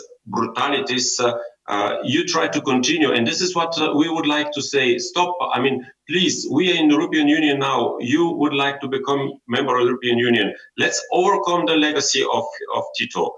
And let's don't repeat what we heard from the past and what we hear from people who don't understand the great idea of Schuman and Monnet is to overcome the division and not to deepen the division. I mean, I really supported so much Prime Minister Zaev. I even signed for the Nobel Prize after the treaty with Prespa. I'm your friend, but please don't try to present the Bulgarian position as a pre-electoral position or this is not a party position. I'm not representing now the position of a party. This is the huge majority of almost all political forces in Bulgaria position. This has nothing to do with electoral campaign in Bulgaria. And the issue of discrimination is a very serious issue, extremely serious, which is European issue. It's not a bilateral issue. And is based also on all resolutions of the European Parliament, which you can read from 2010 till now, March 2021, is repeating the same, that is a big disappointment about the lack of overcoming the discrimination of openly declared Bulgarians in Macedonia. Can you please tell me how many open Bulgarians you have in your ministry, or at all in the Macedonian administration or in the judiciary system, by the police, or local administration?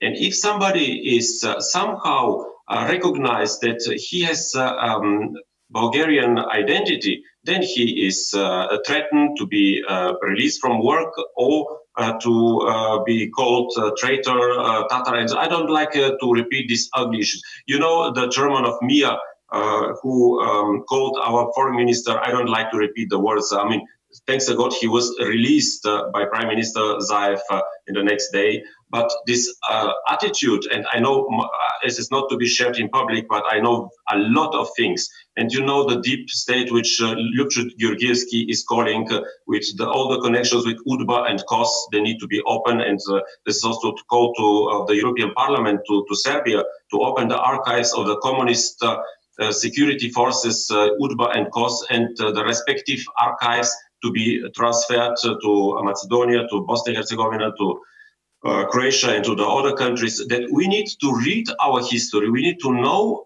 who is who and what is happened in the past. And the communist history was not a good history. This we need to know, and we should not repeat it. And my call is again, please try to calm down by the emotions coming from this propaganda of the Tito regime, and try to think European, that we would like to overcome the division of the past. This is the great idea of Europe, overcome the division of the past. We are not Tatars, which is written in your textbooks, that the Bulgarians are Tatar tribes coming in 600 to assimilate, I don't know whom there. I mean, you make the deal with Greek that you are not anymore from Cleopatra. But this really is something which you need really very carefully to think. And if you think that you can franchise this task to Biden administration, to Berlin, to Brussels, what I hear from you, we are under pressure, Bulgaria will give up because it's under pressure, the Americans will do the job for us, the Germans will do the job for us. Now, I don't know whom.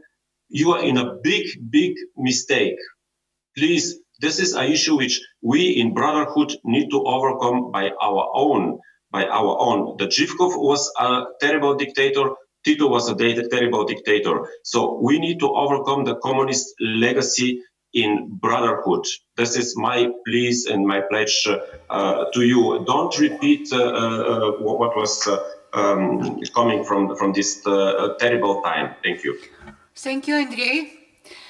Unfortunately, time allocated for this panel is over, even with the prolongation I announced earlier. I know that our speakers are waiting, some of them in Albania, and the rest are here in the conference room. So I would like to thank all our speakers of this panel. Andrei, thank you very much. And also Mr. Bilčik, your colleague from the European Parliament, representative of the European Commission, and Emmanuel Singer. Thank you all. And now we move to our expert panel, EU membership prospects for Western Balkan countries. And our first speaker is Dr. Lina Strupinskienė. She is from the Institute of International Relations and Political Science of Vilnius University. The floor is yours, Lina, please. Good morning, everyone. I'm very honored to speak here today among so many distinguished guests, and I'm very thankful and grateful for MP Laima Andrikienė for the invitation and for the initiative. I think this is a very important conference, and there should be more of those in Lithuania, especially having in mind our experience with assisting Eastern Partnership countries in their transition. Western Balkans indeed have been higher on the EU agenda than recently, after President von der Leyen's regional tour, after the recent EU Western Balkans summit, and for a very good reason. However, after listening to the discussions this morning, and after having been observing the events in the Western Balkans for quite some time, it feels that a quote from a French author, winner of a Nobel Literary Prize, André Gide, is in order.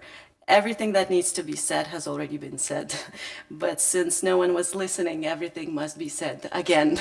So even though I don't believe that I'm going to say anything particularly new, exciting, or unexpected, I feel that certain things have to be repeated. And I'd like to speak about three different things today. The status quo in the region, the action that is very much and very urgently needed, and finally, why. Why do we have to do such things, right? So to begin with, even having in mind that the Western Balkan countries, the VB6, like we call them, are very different and at very different stages EU sessions and exhibiting different realities on the ground. For the purpose of saving time, because I know we're running out of time, I'd like to group them into three larger blocks: Serbia and Montenegro, the countries that are considered the front runners of the race; Albania and North Macedonia, who are hoping to start the accession talks as soon as possible; and Bosnia and Herzegovina and Kosovo, who are trying to achieve the status of candidate countries.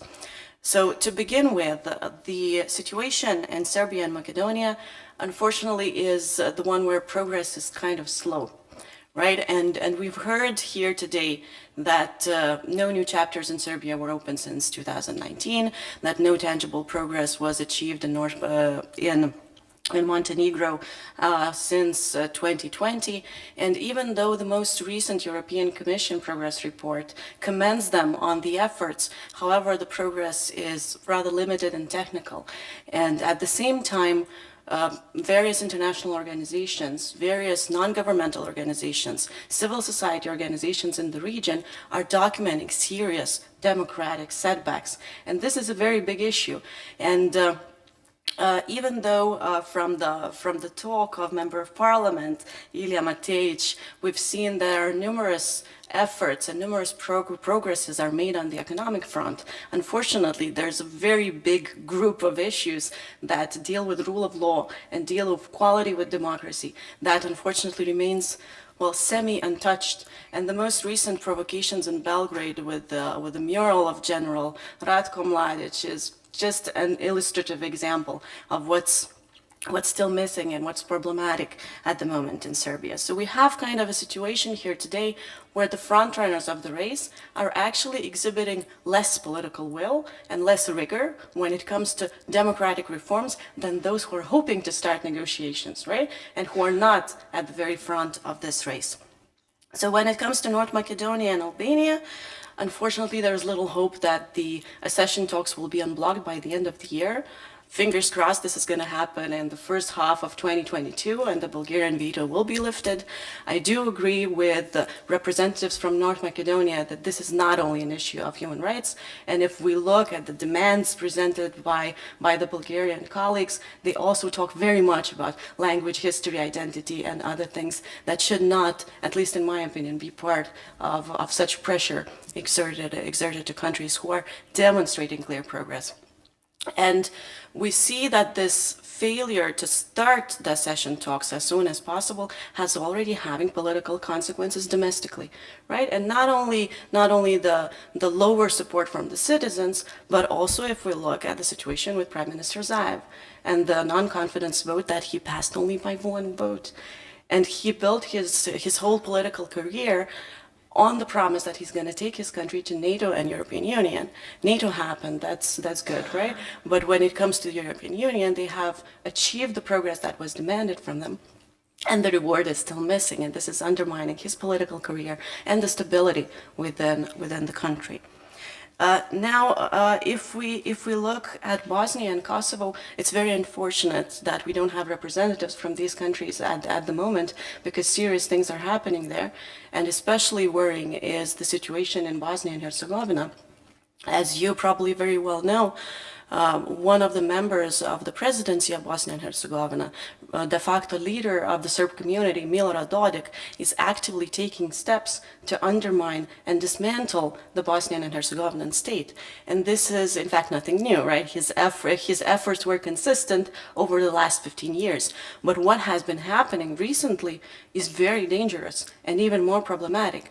And this is encouraged by an unfortunate international environment where the voice of the EU is silent, low, not very strict in condemning, not imposing hard red lines, right, on the process, and managing these secessionist tendencies in Bosnia, which raises the risk of conflict and raises the risk of violence, which is really, really, really troubling. And we see now visits from the US Special Envoy, who, interestingly, first visits Belgrade and Zagreb to talk about the matters of Bosnia and Herzegovina, and only then comes to talk with the Bosnians.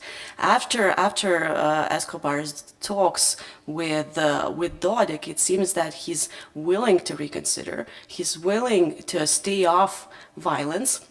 However, very recent events, I think from yesterday or 2 days ago, show that there's a big question mark behind the fact whether he's going to keep to his promise, right? Because the police attempted to arrest BH Army officer very recently, right? So the signals are not good.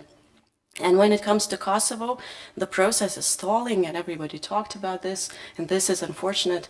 And it seems that with the passage of years, both countries, Kosovo and Serbia, are kind of losing incentives for achieving progress. When it comes to Kosovo, probably because even if they solve the matter with Serbia, they're still not guaranteed European membership, and there are still important EU member states who do not recognize Kosovo's independence. But when it comes to Serbia, we have also a quite interesting situation that the matter with Kosovo, again, does not guarantee that they're going to join the EU, because there are other serious problems like democratic backsliding that's going to be in their way, even if the deal with Kosovo is reached anytime soon. And judging from the recent opinion polls, and this is a very interesting result, we see that the overwhelming majority of citizens in Serbia blame the EU and the EU institutions for lack of progress. And this is a clear indication, probably not, they stick together and they give each other legitimacy and they learn from each other. Right? So other nations who prioritize EU values, and especially the rule of law, quality of democracy, human rights, freedom of speech, are rightfully worried. And this lack of ability to speak with one voice is also problematic when it comes to managing nationalist and separate tendencies. And here I'm again referencing the current situation in Bosnia and Herzegovina. So quick and firm action is needed, and this ability to draw clear red lines is important. Secondly, a system of clear and transparent a system of clear and transparent managing of punishment and rewards for actual achievement on the ground is also needed. The new enlargement methodology actually promised us that, right? It promised the tools to do just that. But the two recent European Commission reports are not really structured according to the new methodology, and they fail to prescribe these specific rewards and these specific punishments for the countries and their progress. So this approach is still to be implemented, and this business as usual kind of continues. And finally, extending to the Western Balkans some of the redistributive mechanisms and macroeconomic stabilization tools is also very important. So the economic and investment package and instrument for pre-accession assistance was very much welcome, but again, even more could be done in this regard. Incentive system that links progress to tangible economic benefits in the short term, after meeting certain requirements, of course, could provide Western Balkan countries partial access to, let's say, structural funds, full access to the internal market, de facto unions such as customs, energy, and banking, of course, after meeting certain criteria. But this would help to socialize the Western Balkan countries quicker and would take some of the emotional weight and emotional drama of the very slow accession process, right? And to give something in exchange for the job well done, right?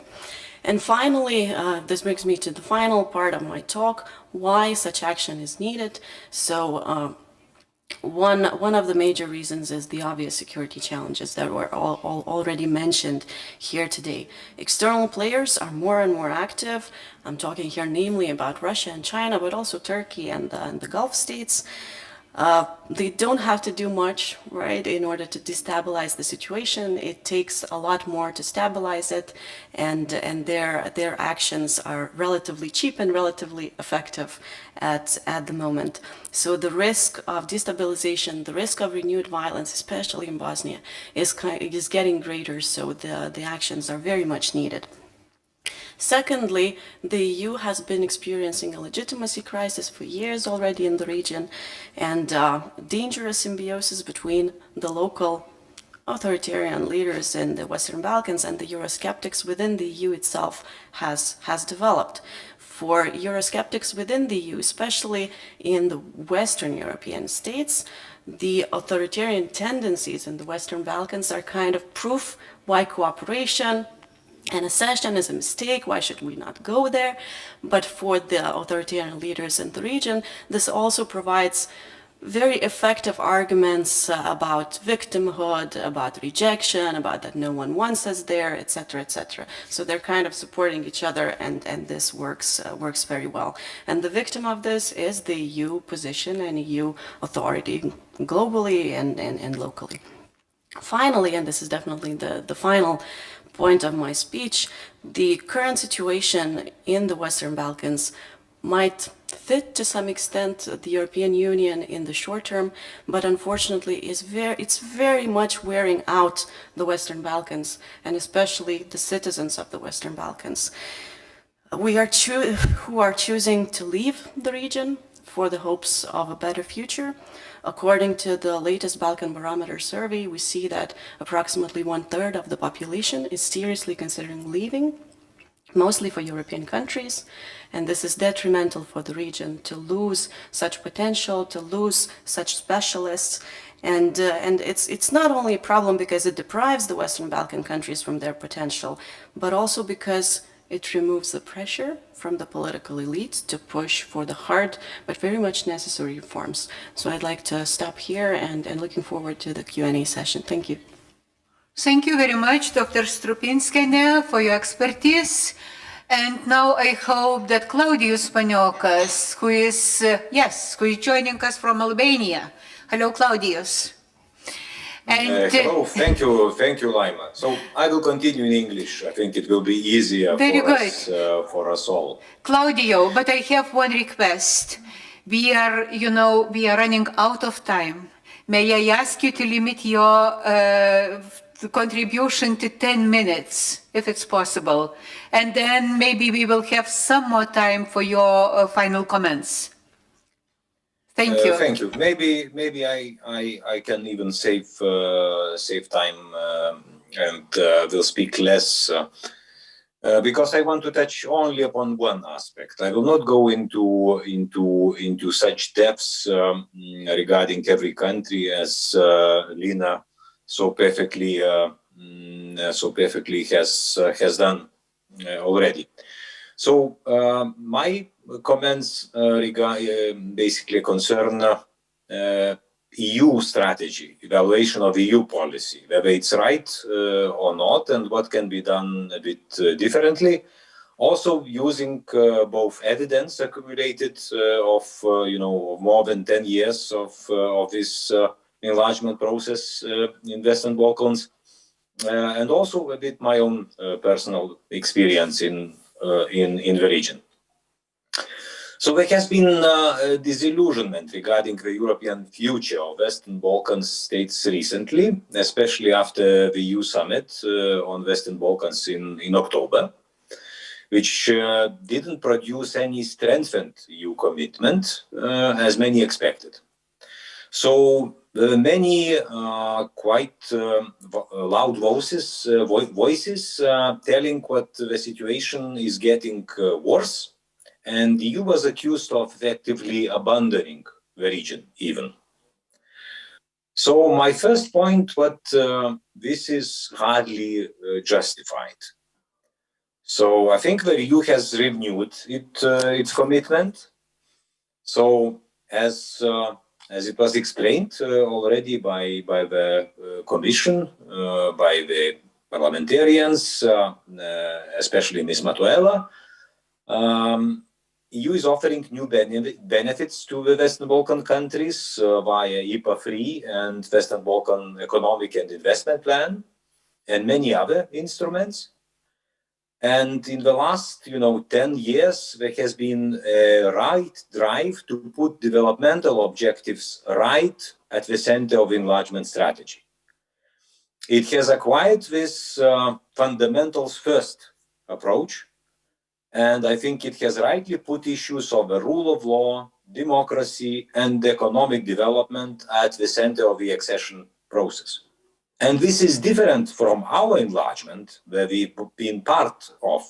It was a bit missing at least on development of infrastructure and regional development. The new enlargement methodology is also strengthening fundamentals first approach and provides better link between accession and development in general. And I should say, because it's an expert panel, and this all has a solid evidence-based foundation in research and evaluations.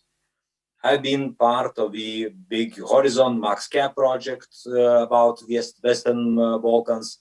And basically this what we recommended at the time to maximize the EU enlargement capacity. I would like to say second, but it is mostly the elites and leaders of all Western Balkan countries are to blame for the failures to address people's concern. Still, I mean, so this is responsibility of Western Balkan countries' governments and not of the EU to address still rampant corruption, authoritarian tendencies, and stifled development. So it is a primary responsibility of the governments and not of the EU. So why so many cries of EU failure then? First, because indeed, most speakers were right. The situation in Western Balkans is indeed not getting much better and deteriorating in some domains like democracy and countries like Bosnia. I will not repeat it. And it's not improving in many others like economic and social development, immigration, what Lina really rightly mentioned as a major trend now of the region, corruption, rule of law.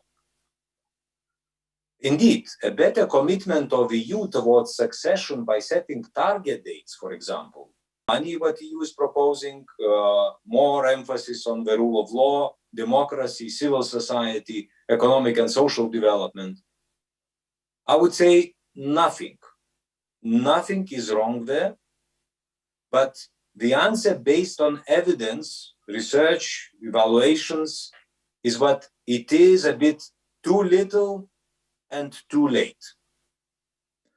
There has been quite many calls to advance more membership benefits to Western Balkan without membership. So exactly, like it was mentioned, like structural funds, like assistance.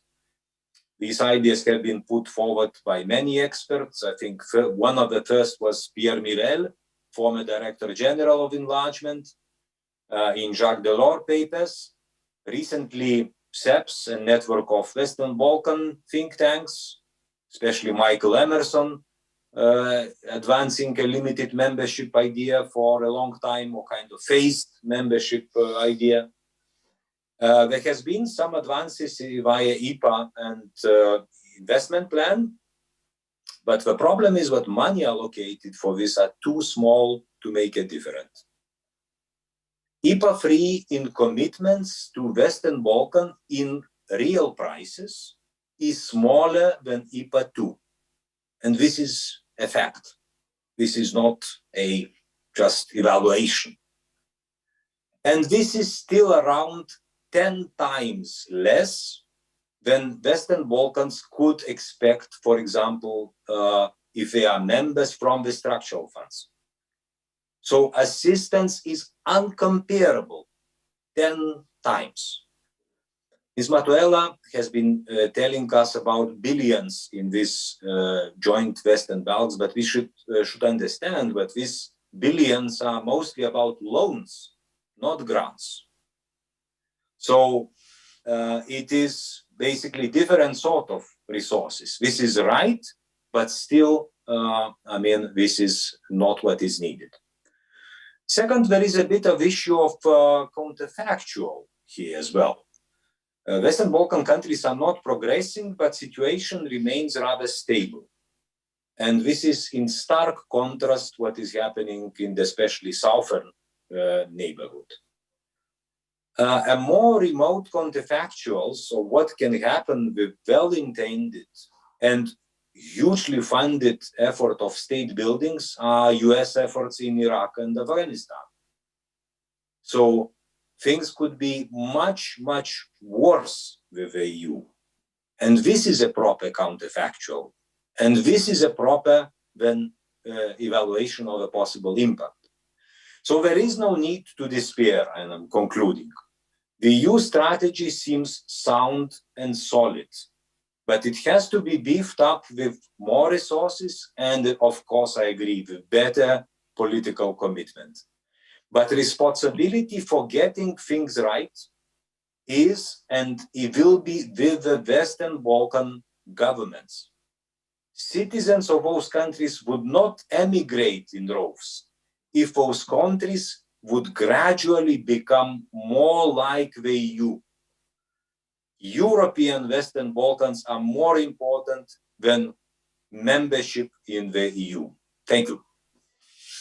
Thank you very much. Dear Claudius, questions? Do we have questions to both speakers, to Dr. Strupinskyne and Claudius Maniokas? Feel free. Emanuelis Zingeris, please. Yes. Yes, ma'am. Thank you so much. For Dr. Strupinskyne, for her important involvement, and knowledgeable overview.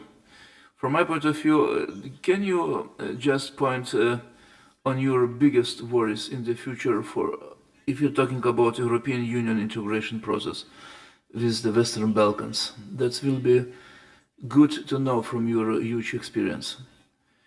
And for Mr. Maniokas, you just mentioned the higher conditions in the future not being members for Western Balkans, not being members of European Union, or underway being members. So some organizations, Mr. Maniokas, they're doing their homeworks too. Can you, for example, Council of Europe trying to improve the basic conditions of some fundamentals of divided powers inside of some countries, and the expertise from Council of Europe Parliamentary Assembly making reports in monitoring committee of Council of Europe. They're important. OSCE doing remarks too. My question is about to Mr. Maniokas, his points to proceed in the future from Mr. Maniokas' point of view and his political experience. Thank you. Thank you. Thank you, Emanuelis. And we have one question, what I see in the from our participants who joined us online, from Rolandas Kačinskas. I have a question to both experts. In your opinion, how should the Open Balkans initiative be seen? As an alternative to EU integration, or even as a kind of pressure on the EU, or as a complementary initiative to EU integration? Thank you. So now I have to say that we have 5 minutes for replies from our experts, and I will give the floor first to Lina, please. Thank you. So very briefly, I think my gravest concern is the security challenges.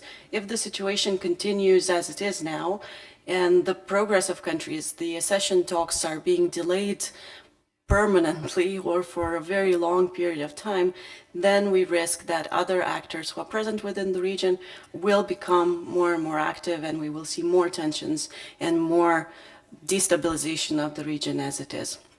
Now, when it comes to the second question about the Open Balkans initiative, so it kind of rings a bell with what I was talking during my speech. I see it as a good initiative. Economic criteria are definitely important, but they should not come at the cost of political criteria and advancement in the political sphere, and it should not be I don't know, under a false impression, right? That if you're there economically, you will be accepted immediately because it's not more important than the advancements in democracy and rule of law. Thank you very much. Claudius Maniokas, please. The floor is yours. Yes, so thank you. Very shortly. So, yes, I agree with Mr. Zingeris, but Council of Europe and other organizations are very important, and they're increasingly supporting the process of accession, especially in the area of rule of law and fundamental rights. So they will become more important in the future. On the initiative of Open Balkans, I don't know. I mean, so that's a bit ambiguous. It reminds me of efforts of Visegrad countries and Baltic countries to try to integrate before the accession, which was encouraged by the EU, and sometimes it was presented as a kind of a bit alternative. So Open Balkans is not an alternative. I mean, it has very limited, I think, potential to achieve something, because these countries, okay, it's important for regional development, but those countries, in terms of movement of goods, people, capital, so they are intertwined with the EU much more than with each other. So a bit increase this regional market dimension is important, but it has rather limited value, in my opinion. Thank you. Thank you, Claudio. And last question, Kalinka Gaber, North Macedonia, please. Well, it's not really a question, but since this turned into an expert debate, I'm feeling far more at ease in these discussions than the strictly political ones. I just want to make a few brief comments. When you talk about Europeanization in the Western Balkans, it's about political integration. It's not economic that much. So we talk about values and principles. So the term European for us means belonging to a certain set of values and a cultural and civilizational sphere that's really important to us. And there is this tendency lately to present, by various sources, to present EU as only the economic power that comes within, as maybe even by some as a substitute to the political integration. To me, as Macedonian person coming from the Balkans and proud to be so, the EU is not an ATM machine. I don't need the money if I cannot share the values, if I do not get a chance to participate in sharing the values and building the common house that we have. So this economic convergence that we are talking about, be it through the economic and investment plan or through regional cooperation, a citizen in the Western Balkans gets €500 a year from the EU funds. A citizen of EU member states from the Balkans, the geographical region, gets 5,000. And now we just heard that IPA 3 is even smaller in size than IPA 2. So how are we to get closer to this convergence? And then even if you talk about the billions, the Balkans is giving back. We have a huge trade deficit. We are losing a huge number of our skilled labor force to the EU, which you just mentioned. And there is repatriation of investments from the Balkans to the EU. So these are all chances lost that cannot be, this gap cannot really be filled by throwing money in. And on just briefly on the Open Balkan initiative, this is also very, just for your information, it's also very controversial in my part of the world. It cannot be a substitute, and we will not accept it to be a substitute for EU integration. It's regional cooperation. We started the process back in 2014, a process that was driven by Chancellor Merkel, the so-called Berlin process, where all Western Balkan 6 participated.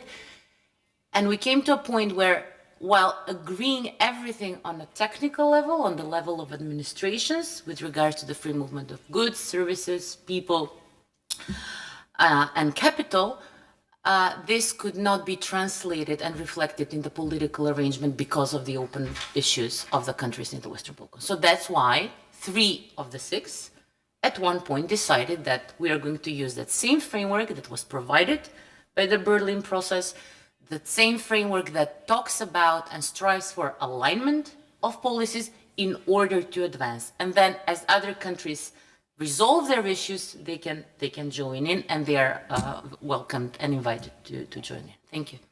Thank you very much, Ms. Gaber. And now I would like to give the floor to my colleague, Audronius Ažubalis, who is member of the Foreign Affairs Committee of the Parliament. First of all, I would like to thank our experts.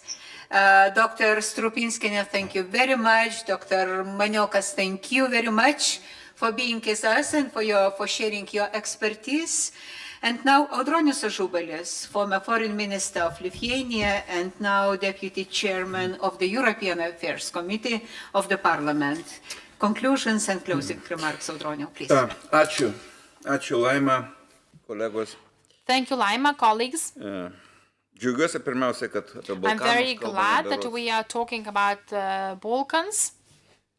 Kad apie Balkanus kalbame berods čia Seime taip ilgai. In the Seimas for a very long time and quite deeply according to our possibilities. This is the first time.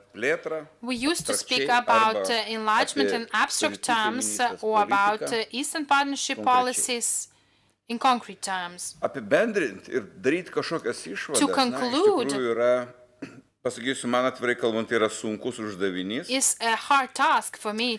Tačiau man padėjo paskutinė kalbėtoja šiek tiek. But the last speaker helped me, Ms. Kalinka Gaber.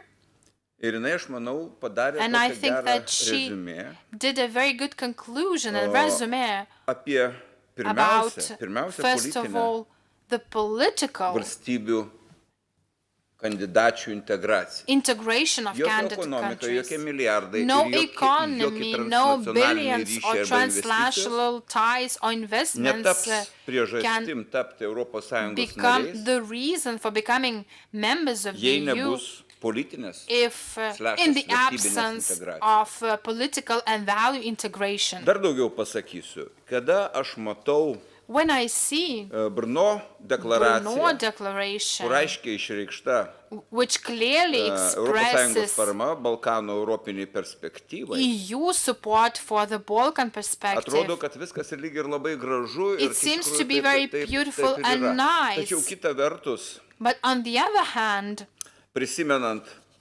when we recall the French legal act on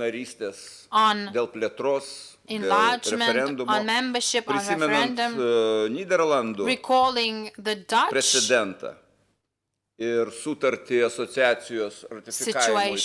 and the situation of ratification of association treaty with Ukraine, it makes you understand that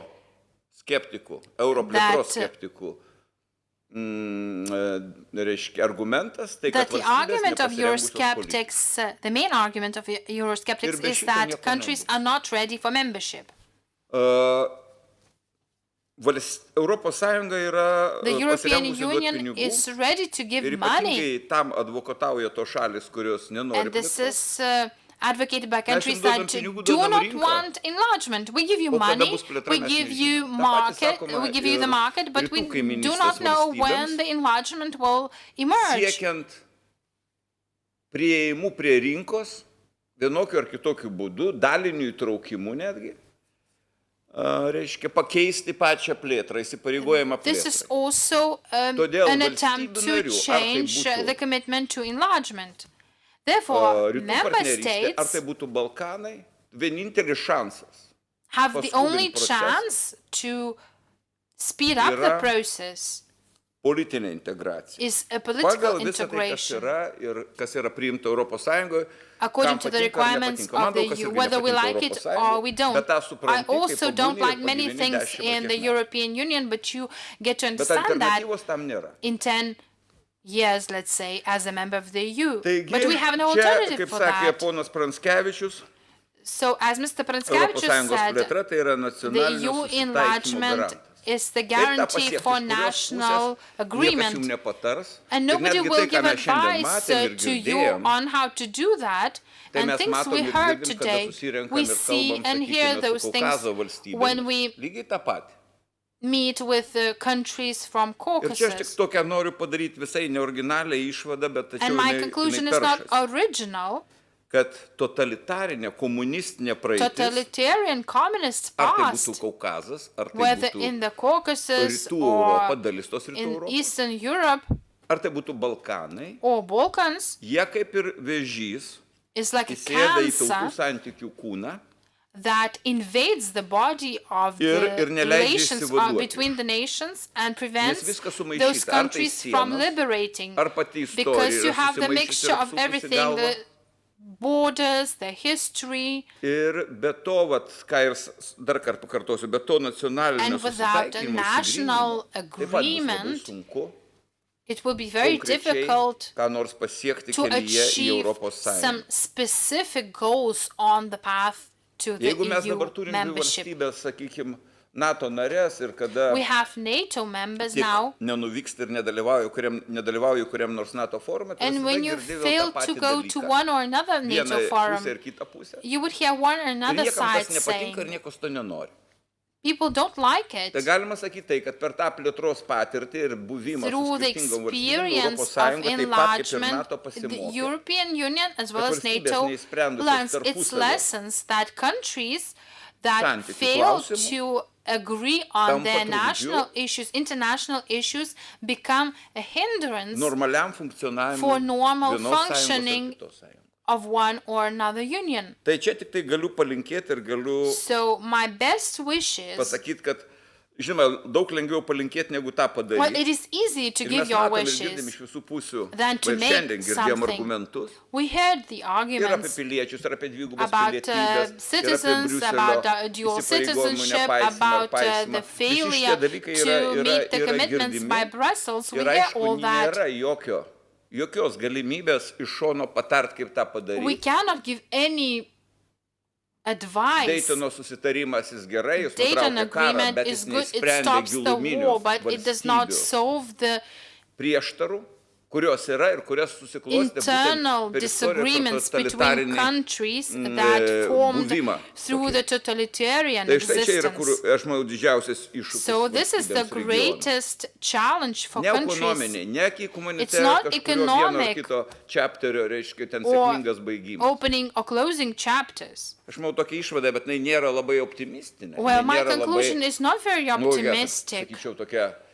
kad va štai mes turim receptą, ne to That recepto nėra. we aš do not nežinau, have kas jį gali. a recipe. Mes lankėmės Nobody nesenai, has it. buvom ir Recently, we Serbijoje, visited lankėmės Serbia, Šiaurės we Makedoniją. visited North Macedonia. Ir netgi lankydami muziejuose mes And pastebėjom tam in tikras prieštaras. museums, we Praeities saw atgarsius, some disagreements kurie dabar of yra the gyvi past fantomai. that are as live Tai va phantoms toks mano from the apibendrinimas, past. bet So kita this vertus, is my conclusion, my tai ir didelė roundup. pamoka, bent man This is asmeniškai a dėl to, great kad, lesson for me personally dėl to, kad gauni, because na, sakyčiau, labai naudingos I informacijos got ir very tada galbūt ir useful ta plėtra arba tas information. advokatavimas rytų partnerystė atrodo visai kitaip. and my advocacy for Eastern Ir į tą pačią, Partnership sakau, rytų kaiminystę pradeda. becomes different and Ir it todėl gives me tikrai a different aš view noriu on Laimą Eastern padėkoti visiems, Partnership. I would kurie like to dalyvavo, thank kurie Laima atvyko. and Na, other labai participants įdomią diskusiją for a ir very vertingą. interesting and valuable Ir discussion. kuri, aš tikiuosi, leis ir I Lietuvos hope this politikams will allow Lithuanian nebūti, na, politicians